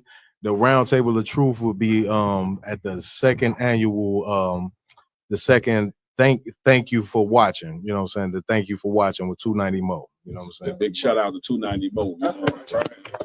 Again, I want to give it up to my host, Officer Lamakial, again in my hand. Officer Yaradan, please tell everybody where they can get this fly gear from. Most High Christ, sir. Hey, if you were looking for the fly gear that you see, you know what I'm saying, on the round table of truth, you can get that at www.diversitymall.com. Damn right, give it up. Got Officer Iowa Lum in the building. That's right. Tell everybody, man, when that next episode of the War Report. Come sir. The next episode of the War Report, which will be a special episode, myself and Karyash, we're gonna be bringing out some things what brothers should be getting to prepare for the upcoming World War III. It's around the corner if you can't tell. Damn right. But that next episode will be January 30th, that Thursday, right before the Roundtable of Truth. Most High Christ, give it up. We got Officer Mayad Sabbath service tomorrow. Anything y'all bringing out? Yeah, tune in every Saturday from 10 a.m. to 12 p.m. You know what I'm saying, for the ISUBK Chicago Sabbath service. Right now, we're going over the story of Joseph. You know what I'm saying? This is how we ended up in Egypt in captivity. Damn right. You know what I'm saying? And it was through the betrayal of brothers, something that resounds through history. The Lord said, they know there's nothing new under the sun. Damn right. You know what I mean? So what happened in our past is prevalent to what's happening in our present. And it's also will show us what not to do so we can secure a brighter future for ourselves. Right. You know what I'm saying? Man, listen, I want to big up my technical team over there, Officer Ramawan. That's right. Officer Raj Karab, you understand? Right. To the sisters out there, Raj Karab is in the weight room, sisters. You get into that steel, you know what I'm saying? Right. You're about to deliver a lot of fire out there, you understand? But man, big up to that brother. Also, I want to give it up to Captain DeBob Moth, you know what I'm saying? ISUBK Milwaukee, you understand? The brother just got keys to a school out there in Milwaukee. Oh, Most High Christ. He got the keys. What you gonna say? So like, I don't want so Umar finna open up the school. Come on, Umar. Man, look, we opening up schools every day now. And you 10 years in, you still ain't opened up that school. Talking about flows ain't been dilated or whatever they are. Hey, Cat. He's a Ghanaian citizen now. Right. How you they go over there in Ghana. But Captain DeBob Moth, man, brother, real fast before we close it out, man. How does it feel, man, to get the keys to a school out there in Milwaukee, man? Hey, first of all, I want to say I got the water. First of all, I want to say the water to, you know what I'm saying, the Lord and our King, you know what I'm saying, Yahweh Shai, black man. I want to give it up to Commander General Yohana. That's right. I want to give it up to all the generals. I want to give it up to you, Captain Mawakwa, for your excellent counsel and guidance. Man, you done taught me the whole goddamn game out here. I done soaked it up. You sent me out to Milwaukee with some mighty men. It ain't DeBob Moth that did this, man. Come on. It's these brothers that we work in concert with out there, man. These brothers are champions. I'm talking about these brothers are absolutely second to none, man. The water for your guidance and everything, bro. And also to the brothers out here in Chicago, man. Y'all brothers set a mighty example for all, you know what I'm saying, Israel to see you, whether they in the school or not. That's right. Everybody taking from, you know what I'm saying, the Israelite school UPK. So the water, again, you know what I'm saying, it feels amazing, Cap. It's ecstatic. It's damn near like when we got to school here. Damn right. Like, you know what I'm saying? You already know ISB Chicago will be down there in Milwaukee. Hey, Cap, we ain't hiding no women. We ain't hiding no drink. We opening up the club for you. We get a VIP. It's going down. It's going down. Big shout out, man. Great job too, Captain Bob. God, sir. Hard work. Also in the building, we got almost 1,000 Karyash in the building. You understand? That's right, big man guy taking over the reservations. You understand? Also in the building, we got Officer 1,000 Kazaiwan in the building. You understand? And man, listen, Officer LeCombe. You know what I'm saying? Nigga that made his way back from Florida. I ain't told us nothing. They said nothing. Yeah, this dad. All we know he in Milwaukee. Yeah, this dad. Big shout out to Officer LeCombe. LeCombe, you want to say anything, man? How I feel to be back in the Midwest, brother? Sir, hey, it feel good to be home. Damn right. You know what I'm saying? Right. Also, too, man, can't leave out Officer Mapatazai in the building. Young boy. Got his sons with him, you know what I mean? Wherever they go, he goes, my buddy. My buddy. Yeah, this that age shadow, you know, as they should be. I am Captain Marquardt, under Commander Jenny Young. Right. See you next week, Lord allow. Shalom. Midwest Monster of Mayhem.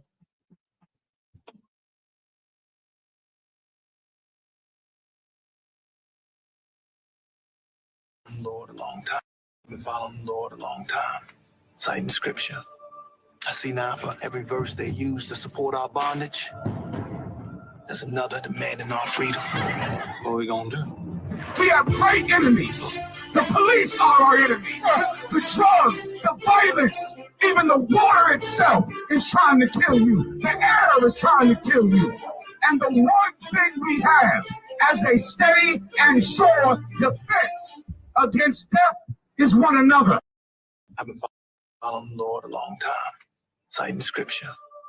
I see now for every verse they use to support our bondage, there's another demanding our freedom. What are we gonna do? We have great enemies. The police are our enemies. The drugs, the violence, even the water itself is trying to kill you. The air is trying to kill you. And the one thing we have as a steady and sure defense against death is one another. I've been following the Lord a long time, citing scripture. I see now